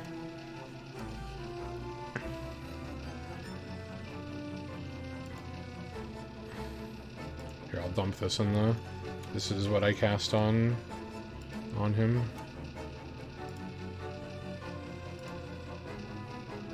Concentration. Cool. So just as a heads up, I'm going to have us take a break in a little bit here. We did notice, we'll play it this way. So you notice that the cultist went into like a larger room ahead of you and disappeared around a corner, but you're not able to see exactly where he's at. This means that there's no current enemy combatants that you can see or interact with at this time. And if you guys would like to try to give chase and try to hunt him down, you can definitely do that. Or if you'd like to drop combat at this point, that would be an acceptable thing to do. Okay, first question. Can I do like a perception check to see if he's like fallen back to reinforcements? Like, can I hear him? You could, but you know who would be a better person to probably do that? Why? I'm +5 to perception. Why would it be someone else? Somebody who is trained in the art of tracking and who is perceptive and now has a guidance spell on him. Sure, I'm just like, is it something that we're capable of doing? Like, hearing them try to interact with backup? I think if you want to listen for stuff, you can, but I think that, like, by itself, that you may have a hard time doing that on your own. Like, interpreting the intents of a person who is not in the same room as you. Oh, I just want to know if I can hear him trying to, like, yell for backup, essentially. You just hear footsteps, like, running down a hallway. Okay.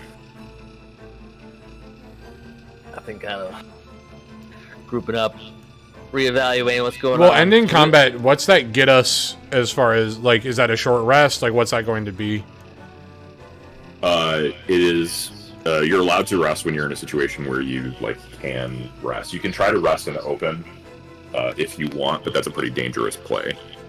You essentially, like, would be setting up camp, like, in the open, and if you want to, like, take a pause to try to get, like, catch your breath and get a short rest and do whatever you want, you can absolutely do that, but you risk, like, you don't know what else is in the cavern with you or who else knows about you, and one person definitely got away. So I would say that you can do that if you want, but it's probably a risky move.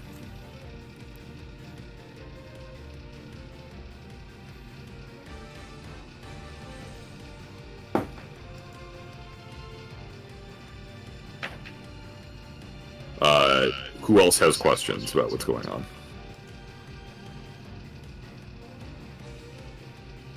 So we are still in combat. At this time, if you want to give chase, we could continue to follow the rules of combat and progress as we are, as you kind of look at, like, run after the cultist in the hallways. That's Or- really up to Rob. 'cause he's or- in front. Well, it's up to the group. Yeah. It's or you can kind of, like, stop and explore whatever you guys feel is more pressing. I mean, it sucks to let that guy get away, but I feel like we haven't all grouped up in quite a bit. We've been running down hallways and stuff for quite a while. We might want to take a breather. I feel like we could reasonably catch him. Think so? He has an arrow in his leg. I know he is. I mean, I don't feel like it's really hindered him that much at this point. I feel like he's catchable too, but also we're tapped on stuff, so we should definitely 'Cause- chill out. We were pretty tapped Go on out. stuff going into this fight. One of your frontliners got one shot. We should go back and here's Johnny that door. Yeah, back but, like, there, are see what we- the fuck's in that room? Are we I mean- sure that he's not just going to be able to summon another blood golem in the next fight if we don't chase We are him? not. We are not sure. I mean, Right. we're not even going to be able to get vision. I mean, are you going to be able to get vision on him this turn? You would be able to. Yeah, but I'd we have also to don't know if we're dash. gonna. We don't know if we're gonna walk into a room and suddenly there's 4 other cultists, and then, you know, like. Yeah, I think we should just take the L on him getting away and. I have major concerns about someone with a spell that brings blood golems to life that can one-shot people and, like, letting him do that. Yeah, but I have a major concern of what's unknown. We don't know what's back there.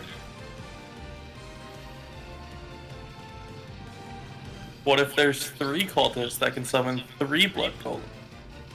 Oh god. I don't know. I just want to say this is my favorite part of being DM. This shit rocks right now. We could also, like, I'm gonna- I don't think that I'm running going from a to blood kick it. golem is out of the. I mean, I think he gave us a good clue. Like, can Theramir try to track, like, using what knowledge is around here just to see if he can. Let's Sense regroup and any- let me sneak up and see if I can, see what's in, at least what's in the next room.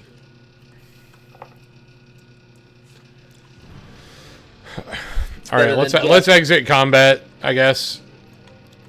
Okay. Oop. I'm gonna walk back down here. Fuck. You ever have the wrong thing selected? Always. It's the only thing I ever do. I do think we should hear Johnny that door, though. That sounds fucking wonderful. Didn't we try to do that? Absolutely. Isn't that exactly what Zerum did? That was like the first thing he did. I ain't opened the door yet. The door's No. never not been opened. There's No, 0 I'm saying doors open. no. I'm saying that this door. Oh, I guess you guys can't see that. That this door with the person in it, he tried to smash that door down. Yeah, but I didn't. Yeah, he Yeah. like rolled like shit though. It's very Yeah, but breakable. He just rolled did- like shit. Did he also try to burp breathe on the door? Because, Does he there is really? Does he really like? When you do an action, do you really know if you rolled like shit as a person? I think, well, the door didn't open. It just like. I roll like shit in RL all the time. Yeah, so I just feel like if they you're did a the big, same strong where they went thing- to break the door down, and then they failed the strength check. Yeah, like Right. IRL roll But I like wasn't shit. gonna. It's not like I was gonna walk back over there and like just keep smashing at the door. Like I was going to keep smashing at the door, but. Yeah, you can totally do that. 6-7.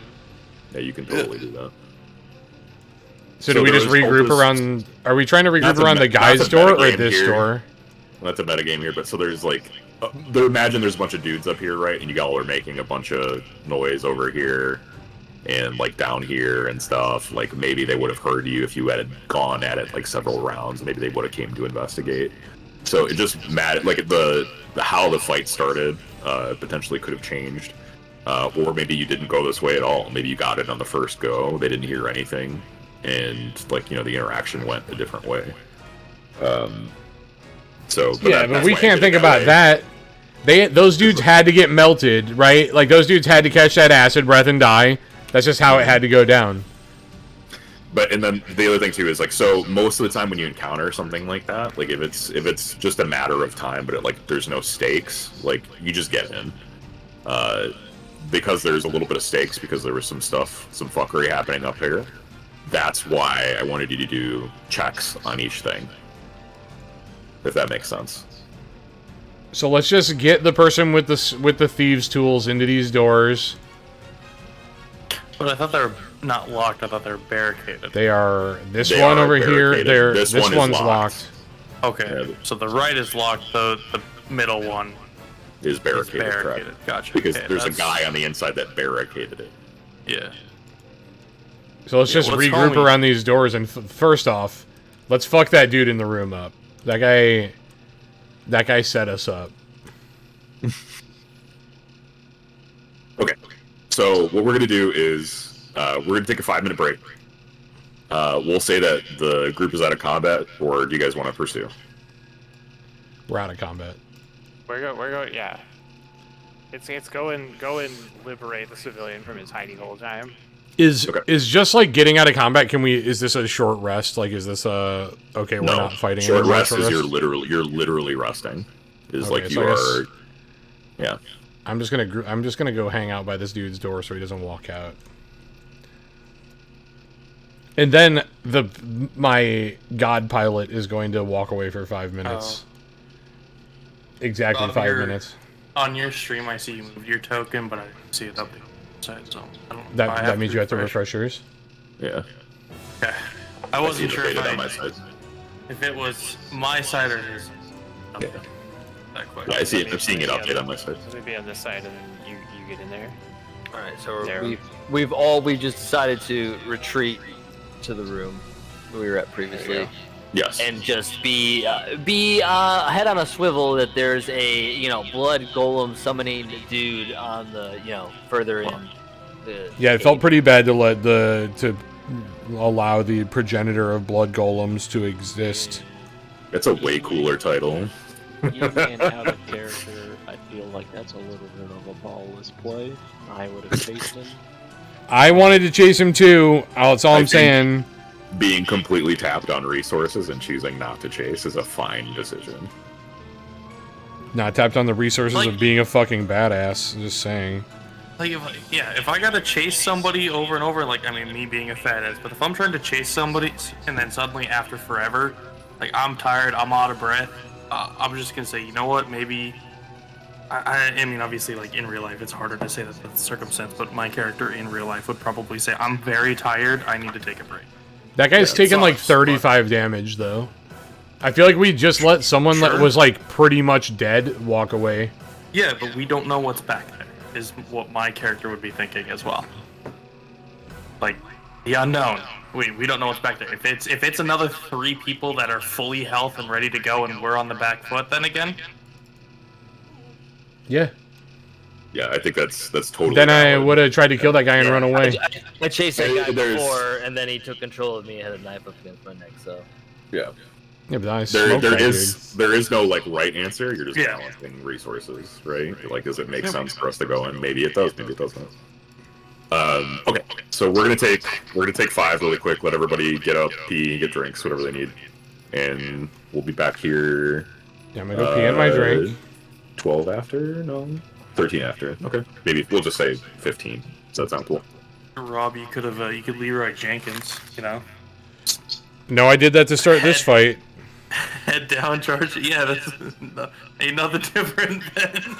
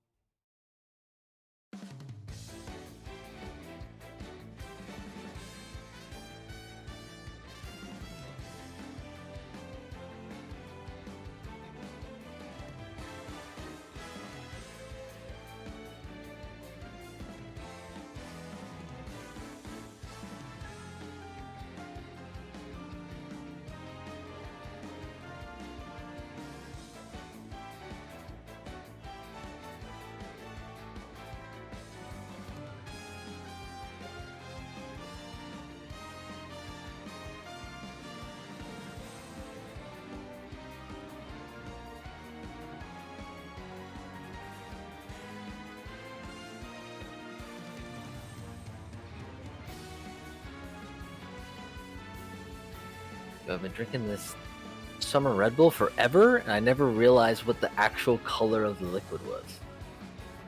What is the color of the liquid? It's in like a bright orange can, right? So when I go to pour it, I thought it'd be like orange, and it's like dark purple. It's like a purpley. Oh. Just unexpected. It's like, oh, it looks nice in the rum. Not bad.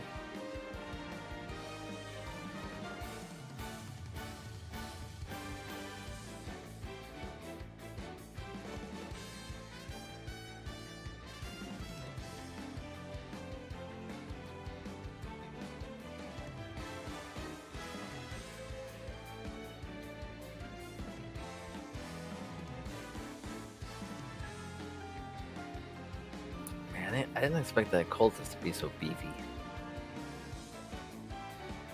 Wait, is he the cultist?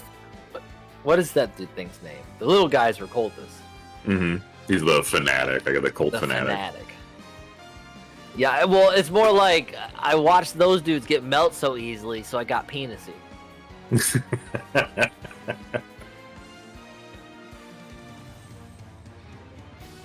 Hence the attempted. Actually, I completely the. It was. I mean, it was could have been the right play, right? Like you could have ran up and then shot him, and then he could have just fucking died. I was like, oh, if I can just if I get a clean hit, then no more blood gold. Yeah. Hey, honestly. maybe he could fucking summon more shit. Maybe as far as I know, the blood golem fucking disintegrates when you kill him. I feel like anytime you hit a combat where one of your party members gets 100 to 0, you exit that combat the first opportunity you get. It doesn't matter how much of a bitch move you think it is. That didn't happen yet. Remember, because he vaulted off the back of Zat. We're just talking about the cultist, command. I was just saying that, I went after the cultist thinking that I didn't think the fanatic would have 50 HP or. He only had 33, but it was 33. Nobody could target him because he was so far away. That was true. I didn't miss 2 attacks on him. Mm-hmm. Yeah, I didn't think that fucking golem would hit me for 23, bro. The only hit he got off was on fucking Fen, and he only hit him for 10. So I was like, oh, okay, I'm fine. He hit me for. I was rolling 4 damage die, so there's a big variance. Sheesh. It's 2 attacks at 2d8 each. Yeah, it's I'm pretty sure if I hit either of my rolls, the dude would have died. It is what it is. It is what it is. You guys talking about someone getting penisy? Can we do a party check? Do we got everybody in this one? Sorry that I took so long. My dogs decided to just take take the most massive doo-doo just now, and it's so dark that I couldn't find it at first to pick it up. What? Interesting. We don't have a yard. I meant you, not the dog. No. What the fuck? We don't have a yard, so I have to walk the dogs every time. A, you're shitting in the dark, and then B, why are you picking it up? What's happening? Oh, it's a dog. What? I poop in the dark, but I don't. I also had a split second where I was like, "What are you doing?" The dog got it. Zat, are you back? Yeah. Okay, cool. Just checking. All right, we took a little bit of a long break, so let's just get right. Yeah, it's my bad. So let's hit one of these. Okay, so the party is defeated. The blood golem and the cultist escaped into one of the winding hallways of this cavern. You guys have regathered at the entrance of another room inside of the cave here that has a large fortified door, and the door appears to be barricaded on the inside. Your initial attempts to knock down the door resulted in a what sounded like a human on the inside begging you to stop. He's trying to protect himself. And I'm assuming we're going to go at it again. So, if you wouldn't mind, I'm going to shake up the turn order real quick. We'll do it reverse. Theramir, what are you doing right now? Let's see. I do have these. This door. Wait, remind me. This is a barricaded or locked door? So there's the room that Lawyer and Zerum are in front of right now is barricaded on the inside by a person who barricaded it. The room that is on your right is a room that has a lock on it that Percival was unable to break. This door also has... This room that we're at has 2 entrances, and the other door is also barricaded, which we also found out. Alright, and we, our attempts at communicating with this guy have basically been very minimal. It's just him yelling at us. Yeah, he's been kind of hysterical sounding. If you wanted, again, you're not bound by limitations, like my movement limitations right now. So if you just wanted to say, like, I want to go take a shot at that other door, you can if you want to. You don't have to, though. And that is the locked door, right? Correct.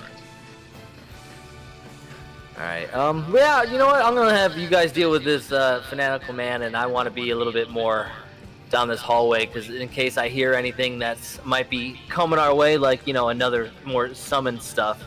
So I'll go, I will head over to that door. Wait, how did you ping? You have to have the ping thing enabled, then you just double click. Oh.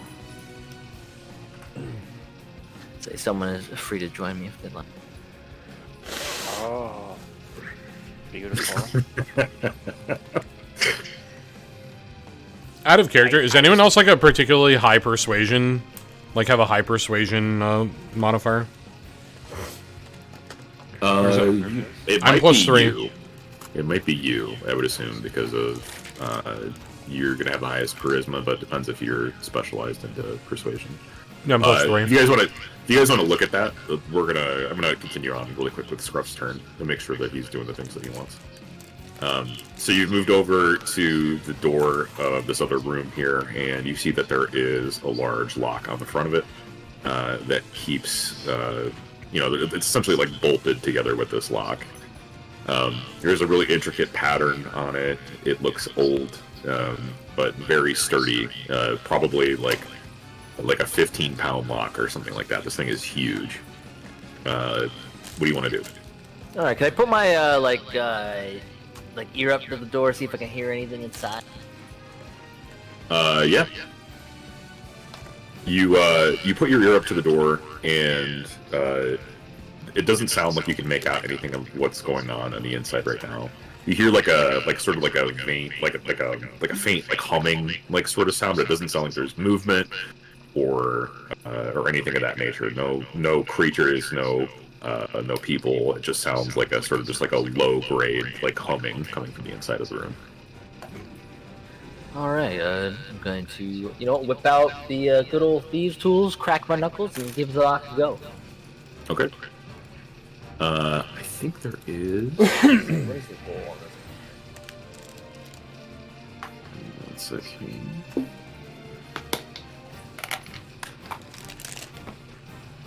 Hold on, I'm having an enormous brain fart right now. Your character sheet. Hey, Elder, do you mute yourself? Yep, sorry about that. I thought it was muted. That's okay. I hope it's some Cheetos, Like- though, dude. That sounds great. Yeah, it does No, sound really it's- good right now. It's Tocitos and chips and salsa. Some salsa. Good old salsa. That's salsa made from the souls of the wicked. Yeah, it is actually.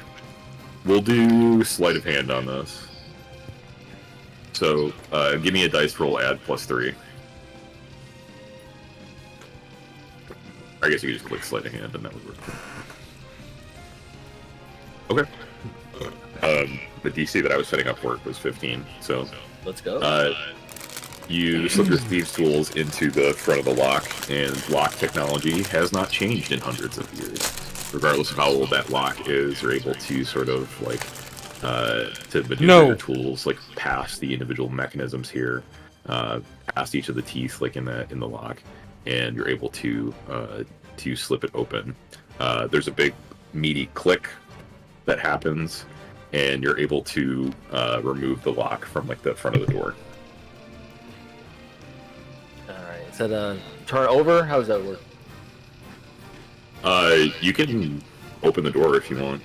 I mean, I just want to like kind of, to crack the door and Wait. just. Go ahead, Fun. He just picks it? Yeah, he just picks it. Is he, like, they're just straight cylinder pins and he just, like, comb rakes it and, like, they full recess? Like, that's Yes. it? Yeah. Lock Okay, technology has not wanted you changed. to steal everything in this room. You go in there immediately. They're not even trying. That's why I'm being cautious, brothers. Like, Oh, they like put a master lock on their fucking shed. They're asking for it. Mm-hmm. yeah. So I'll crack it a bit, and I'll just kind of get an idea, because in case there's anything that's in there, I'm probably gonna want backup. Okay, on the inside you see... Let me make sure I'm using the right map here. Because after that previous experience, I do not trust anything. On the inside you see what appears to be a storage room that's filled with dozens, if not hundreds, of barrels that were similar to the ones that you saw out in the entryway. Lobster traps. Yes. It's the racist blood closet. As you crack the door open and look inside, like your hair sort of raises on end. There's like an arcane charge that fills the room. And you guys are able to see this picture, right? Oh yeah, Okay, cool. Just wanted to including check. the lobster traps and the bird cages.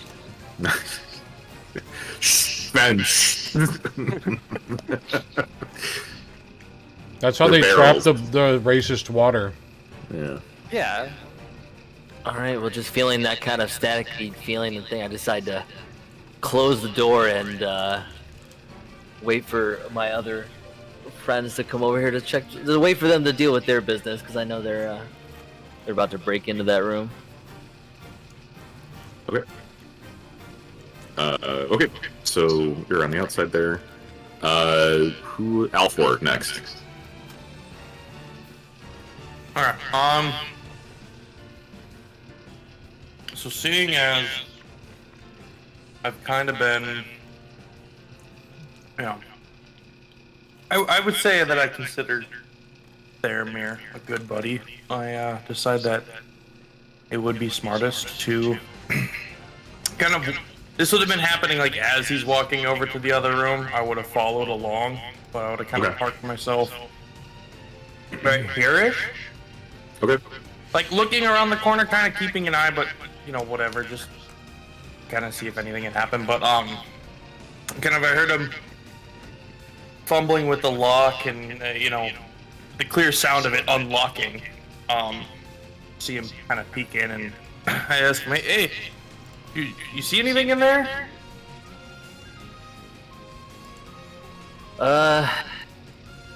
Yeah, I saw a lot of those barrels we saw earlier, and it would look like a lantern, or it was a bright light. I decided to close the door. It was making me feel a little uneasy. You wanna take a look? Oh, I think I could take a look at it here real quick. One second. Oh. Sorry. With my with all my spell slots, and we haven't short rested or anything, I can't like use detect magic or anything, can I? Bill? Since we're not in combat You anymore. can if you can ritual it. I don't know if yours is set to ritual. I think that, like, just opening the room and, like, feeling that arcane charge, you're like, there is magic in the room, for sure. Okay. One of those feel, you're like, oh yeah, that's fucking magic right there. That's fucking magic right there. All right. Yeah.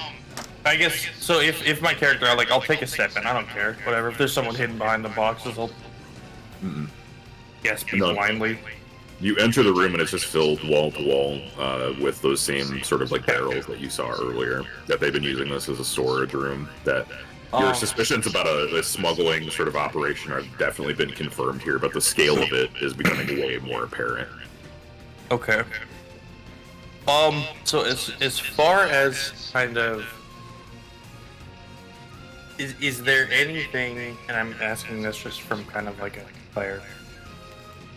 That lantern, if there's a way that I'd want to check and see if like there's something either like if I could tell what that lantern is for, if it is just a light, or you know, if there's something magical in the room but it's filled with boxes, something's giving off that. Yeah.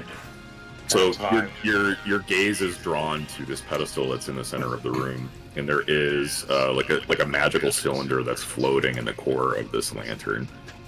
As you inspect it further, you can see that the lantern shape is like sort of like a containment cell, and the inside is again like it's a cylinder that looks to be filled with like this like magical liquid that and it's sort of like freely rotating on the inside of the cylinder. The outside of the cylinder has like this beautiful gold filigree on it, and it's roughly like it's like long and thin, but like roughly like the size and proportion of like the hilt of like a sword, not the hilt, but like the handle of like a sword, if that makes sense. Like you'd be able to grip it. Okay. Would I be able to use my hand to try to grip it? Yes. In a way? You'd be able to use your grippers to grip it. Yes. I'm gonna use my little mage hand. Yeah. So you use mage hand. You are able to pick up the container, and you're able to sort of like screw off like the top, and you're able to pluck out this this cylindrical shape. When I'm going to ask you a question about your character. When Alfor was young and he played like he played whatever, like imaginary, like sort of like fighting like with his friends when he was growing up. What weapon would he have imagined himself using?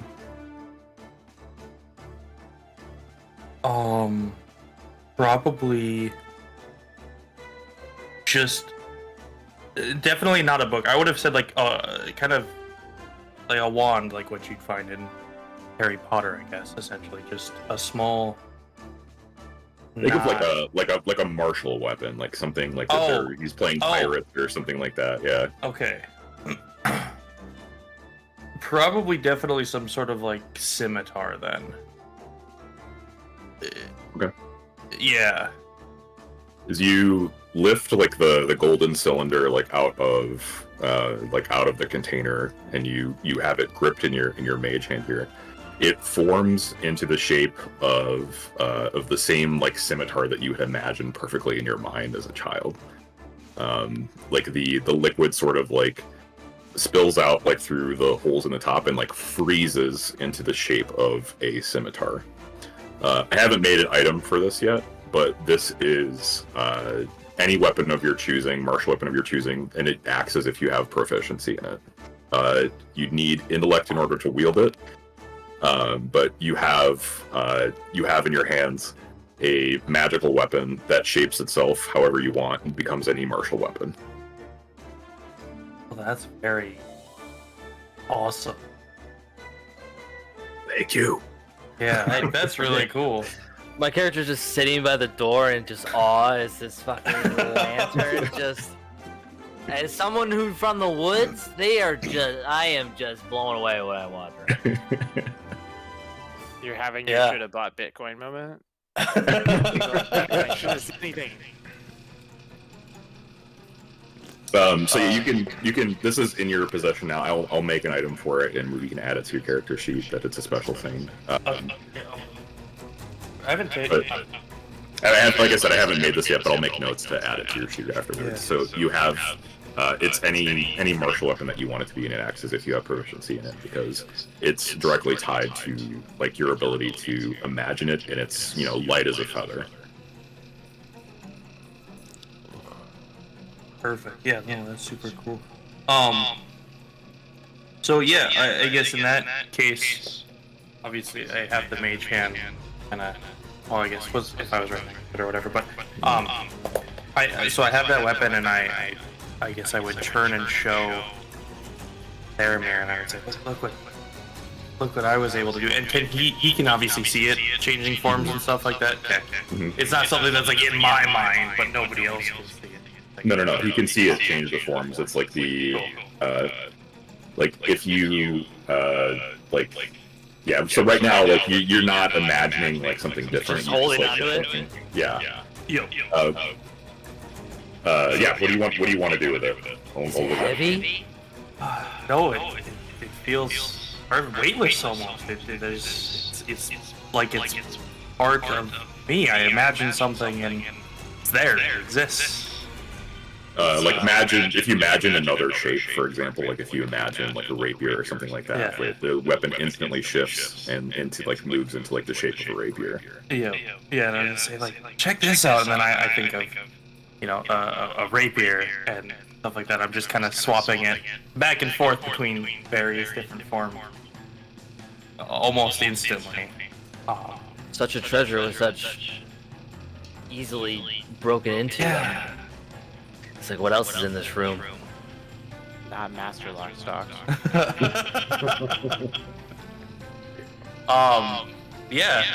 After that,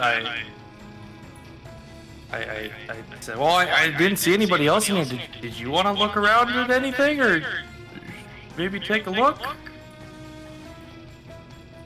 Yeah, then I start to wonder what the heck. Yeah, the other two have to see this.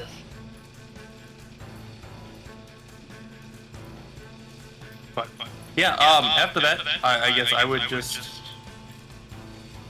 I would come over here, not all the way around the corner again, but I would move just out of the room to the corner, trying to like kind of keep an eye out for potentially or listening, but also like I'm just amazed by this item. Like, I'm trying to decide like if my character, because obviously with all the books that I've read, if I've seen anything like it before, or heard of anything like it before. If this is kind of like, I know that it's magical, I know like what's causing it to do it, but if I've never seen it before, just kind of amazed by it. It would have been. Can you give me? You could do history or arcana, whatever's higher for you. They are both +5, so I'm gonna do history. Okay, give me a roll. 23. Okay. You know that the mages of Whitehaven, is that what I called it? Whitehaven, right? Okay. Are like fairly close to this area, and you know that they regularly do developments and arcane experiments. You've heard of weapons that are of like this description, you know, like magical and possibly light, but you've never actually seen one in person. Okay. You're kind of awestruck by this particular thing. Yeah, and I was gonna say, either way, I think my character is just like, in playing with it, or kind of feeling it, you know, I've heard of it, but I've never seen it, so still amazing, like awestruck by it, but yeah, so that's kind of where I would go, it's just like to the corner, not paying as close of attention as I maybe should be, and I don't know if anything's gonna be coming, but still somewhat alert, but also focused more so on the weapon, and I think that would be it. Okay. I think, yeah. Scruffs, if you look around the room, you can find there's another similar object in the room. If you're able to pick it up, and when you pick it up, you see that it does form like into the shape of a bow. But when you try to like draw it back, like the strings kind of become like wispy and airy, and like don't necessarily like hold, like wouldn't be able to hold an arrow or a projectile of any sort. Unlucky. It's useless to me. You do have another one of those same items, and again, I will add that to the campaign, so we can have that if you want to have that. You want to carry that out on your person. Oh yeah, always fetch some good coin somewhere. Stuff that in my pocket. What is the item? Like, wait, what is it? Like, what is the... Imagine just like a golden cylinder, like something that's like, probably like... Can I fit it like in my pocket? Yeah, it's like the potentially like a flashlight shape, right? Or something like that. Gotcha. It looks like the hilt of a sword, but it transforms that like, into like a martial weapon that is like most familiar to you, that is like attuned to you. And if you like concentrate hard enough, you can shape it into different shapes, but it very much depends on the user. Okay. So we're gonna say that's you guys. Zerum and Warrior, you're both going at that door, I'm assuming. So as you take another knock on the door, you hear more panicked cries from the human that's inside. He's like begs of you, like, please leave him alone. And just give me a strength check really quick to see. We'll see who knocks it down. 15, we're gonna say it's good enough. Zerum, you knock down the door, and you see on the inside here what looks to be like a little sort of like barracks room. There is a couple of dead humans that are inside this room with him. The brazier has been extinguished, and there is. Make sure there. Just gonna throw a homie here.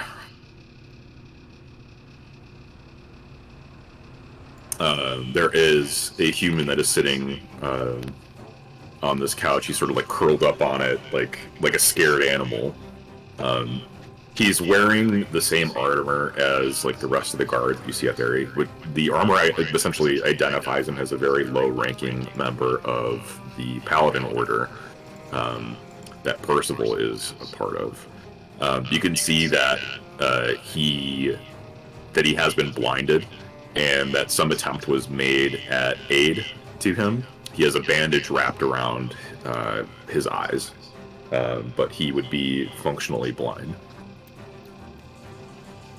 As you break down the door and you look at him, he says, he's like, he again pleads with you. He's like, please don't enter. I can still hear them. Zerum, what do you want to do?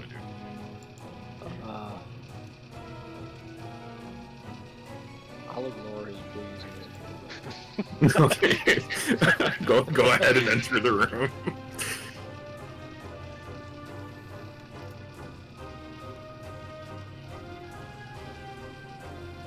Anything specific that you want to do? What's the thing in the corner? It is... Yeah, it's an enormous statue, and it looks relatively new. You can see that it matches a part of like the crest on for the Paladin Order. It's like, kind of like in the corner there, but something that designates that they have been involved with this location for probably some time. If they are bold enough to say this is our barracks, this is where we belong, you could probably make that insinuation.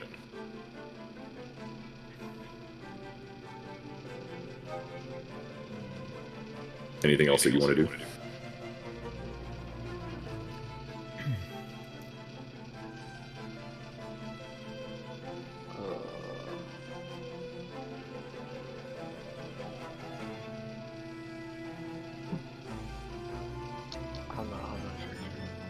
Okay. Let's hand it off, yeah. What do you want to do? I want to make some mistakes, but I don't know what mistake is. There are no mistakes, only happy accidents. I'm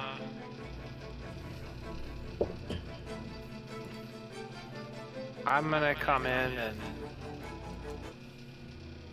talk to him, but on my way past Zerum, I lean over and go, and gesture towards his bandage over his eyes, and I'm like, "Oh, pity he couldn't see your ugly mug on the way in." That's just unnecessary. I really liked the idea of this poor person just being completely distraught, and the very first thing that comes through the door is a 9-foot tall dragon man. Like, that'll calm him down. Right. This will calm him down. He just, he killed 3 people like it was nothing like 5 minutes ago, but this is fine. Before you talk to him, I want to let Percival take an action, enter the room, do whatever he wants to do, make any observations he wants to. Oh yeah, I'm not like intending on talking to him this turn. I'm just like, yeah. I've moved into the room and checking him out first. Yeah. Because he can't see me, so. Right. I'm taking this opportunity to like garner information because I don't know what's up with this dude.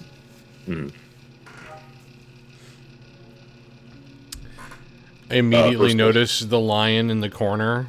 I know Mhm. what it means without words needing to be said. I know that if someone from the Order heard my last name, that they would know immediately who I was and my family. hmm So I introduce myself. Hello, brother. I can tell you're from the Order. You introduce yourself. You say your last name. and I do stuff. not say my last name. No, I just say Okay. hello. He's still very guarded. Please get away! And he has like a short sword on him that he's like brandishing. He's trying to like back up into this corner, but he's kind of like falling over himself. I say can tell no need to fight here. I'm also a brother of the Order. He kind of he hears that and he kind of lowers his guard a little bit, and he asks you if anybody's survived. You're the only one we've come across thus far that has survived. The weight of that statement kind of just weighs very heavily on him, and he drops his sword to the ground and puts his head in his hands and begins to kind of gently sob. He mentions that there is that he was too inexperienced to help. But doesn't say anything else about what happened. Who is in command here? He mentions a name of somebody that springs sort of like a spark of memory. You know the name, and the name is Leonis, who was, you would have recognized the name as being sort of like a commander of some sort, of the Order, but not somebody that was that was very high ranking in the military command. Just someone that was recognizable as probably one or two dozen commanders. Okay. All right. What was the command here? What led to everyone dying? He said that this was a routine job for them, that they had an established contract with the mages of Whitehaven, and that they were to guard these members of the Mages Guild as they moved in and out of the city, because they were storing a very valuable asset in a very dangerous part of the mountains here. It should have been all routine, and until they were attacked by the Myconids, essentially, is what he points them out to be. I think he calls them Shroomers. And what of the cultists? He's sort of confused for a second. He doesn't understand what you mean. He said, "What cultists?" We were attacked by cultists in the mountain. He doesn't know what you're referring to. If there were cultists, he wasn't privy to it. The attacks that he's referencing were his men and a couple of the Whitehaven mages being attacked by the Myconids that you had encountered earlier in the cave here. Okay, well, I let him believe that we're because he can't see us. I essentially let him believe that we're of the Order and that I'm in command. I tell him that we've taken care of the Myconid sovereign. He's relieved and pulls his head out of his hands and starts to lean up against a wall, looking for something to find his way out of the room. And asks you to lead him out. He says, "I can still hear them. I just want to be away from it." Alright, I grab him and I start to walk him toward the entrance where the people from the, the Archivists Guild Yeah, the Explorers Guild. The Explorers Guild back at the entrance. Okay. So you want to lead him out? Is that what you want to do? Yeah. Okay. So we'll say that you do that. Dwarrior, do you want to do anything else in this room?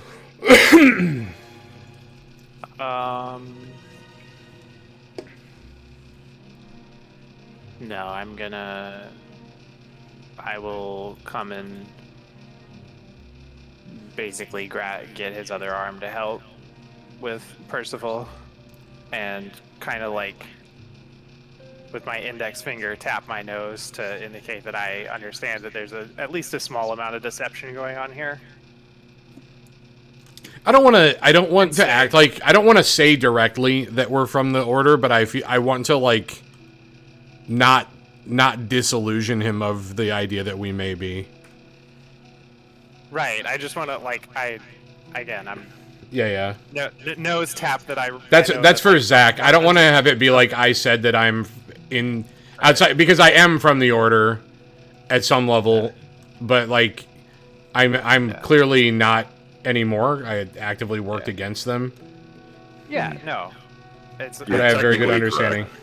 I got the hint of the conversation, right? Because like stuff in your conversations like asynchronous was what we're doing. Exactly. Right? You've, like, I want it to be technically correct, but not correct. Right. Yes, so exactly. I nose tap and I take the other guy's arm and I'm like, and then I say, "We'll help you out, Wood, brother." Brother. Yeah. Okay. So you each take him like by the arm and you start to escort him out of the cave. Then.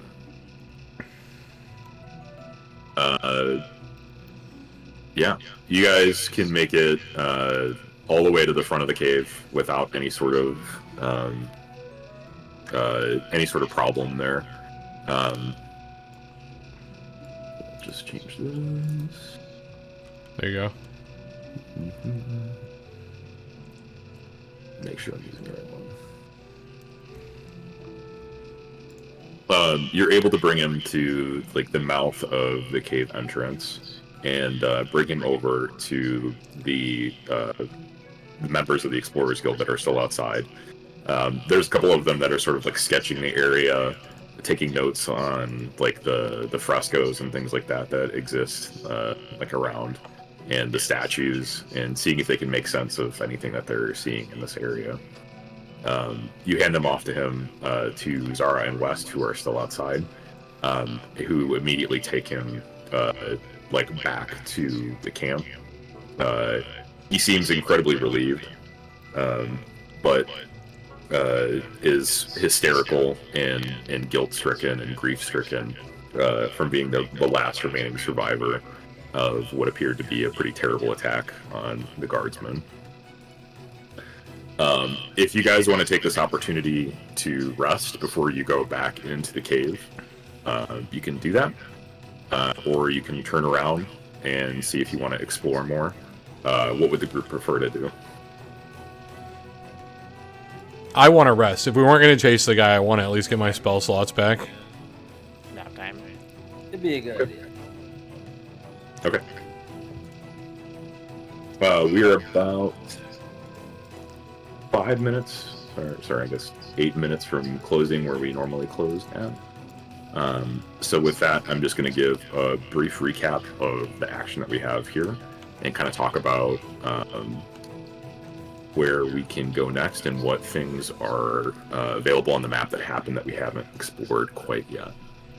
So the action that happened today was that we ran into a group of these, like what appear to be like blood cultists.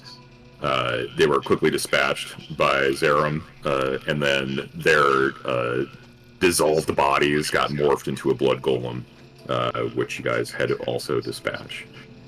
What appeared to be the leader of the group, the cult fanatic, was able to escape deeper into the cavern, and you chose to go back and make contact with the last survivor of the Paladin Order here, who had been blinded in this attack, apparently by these Myconids.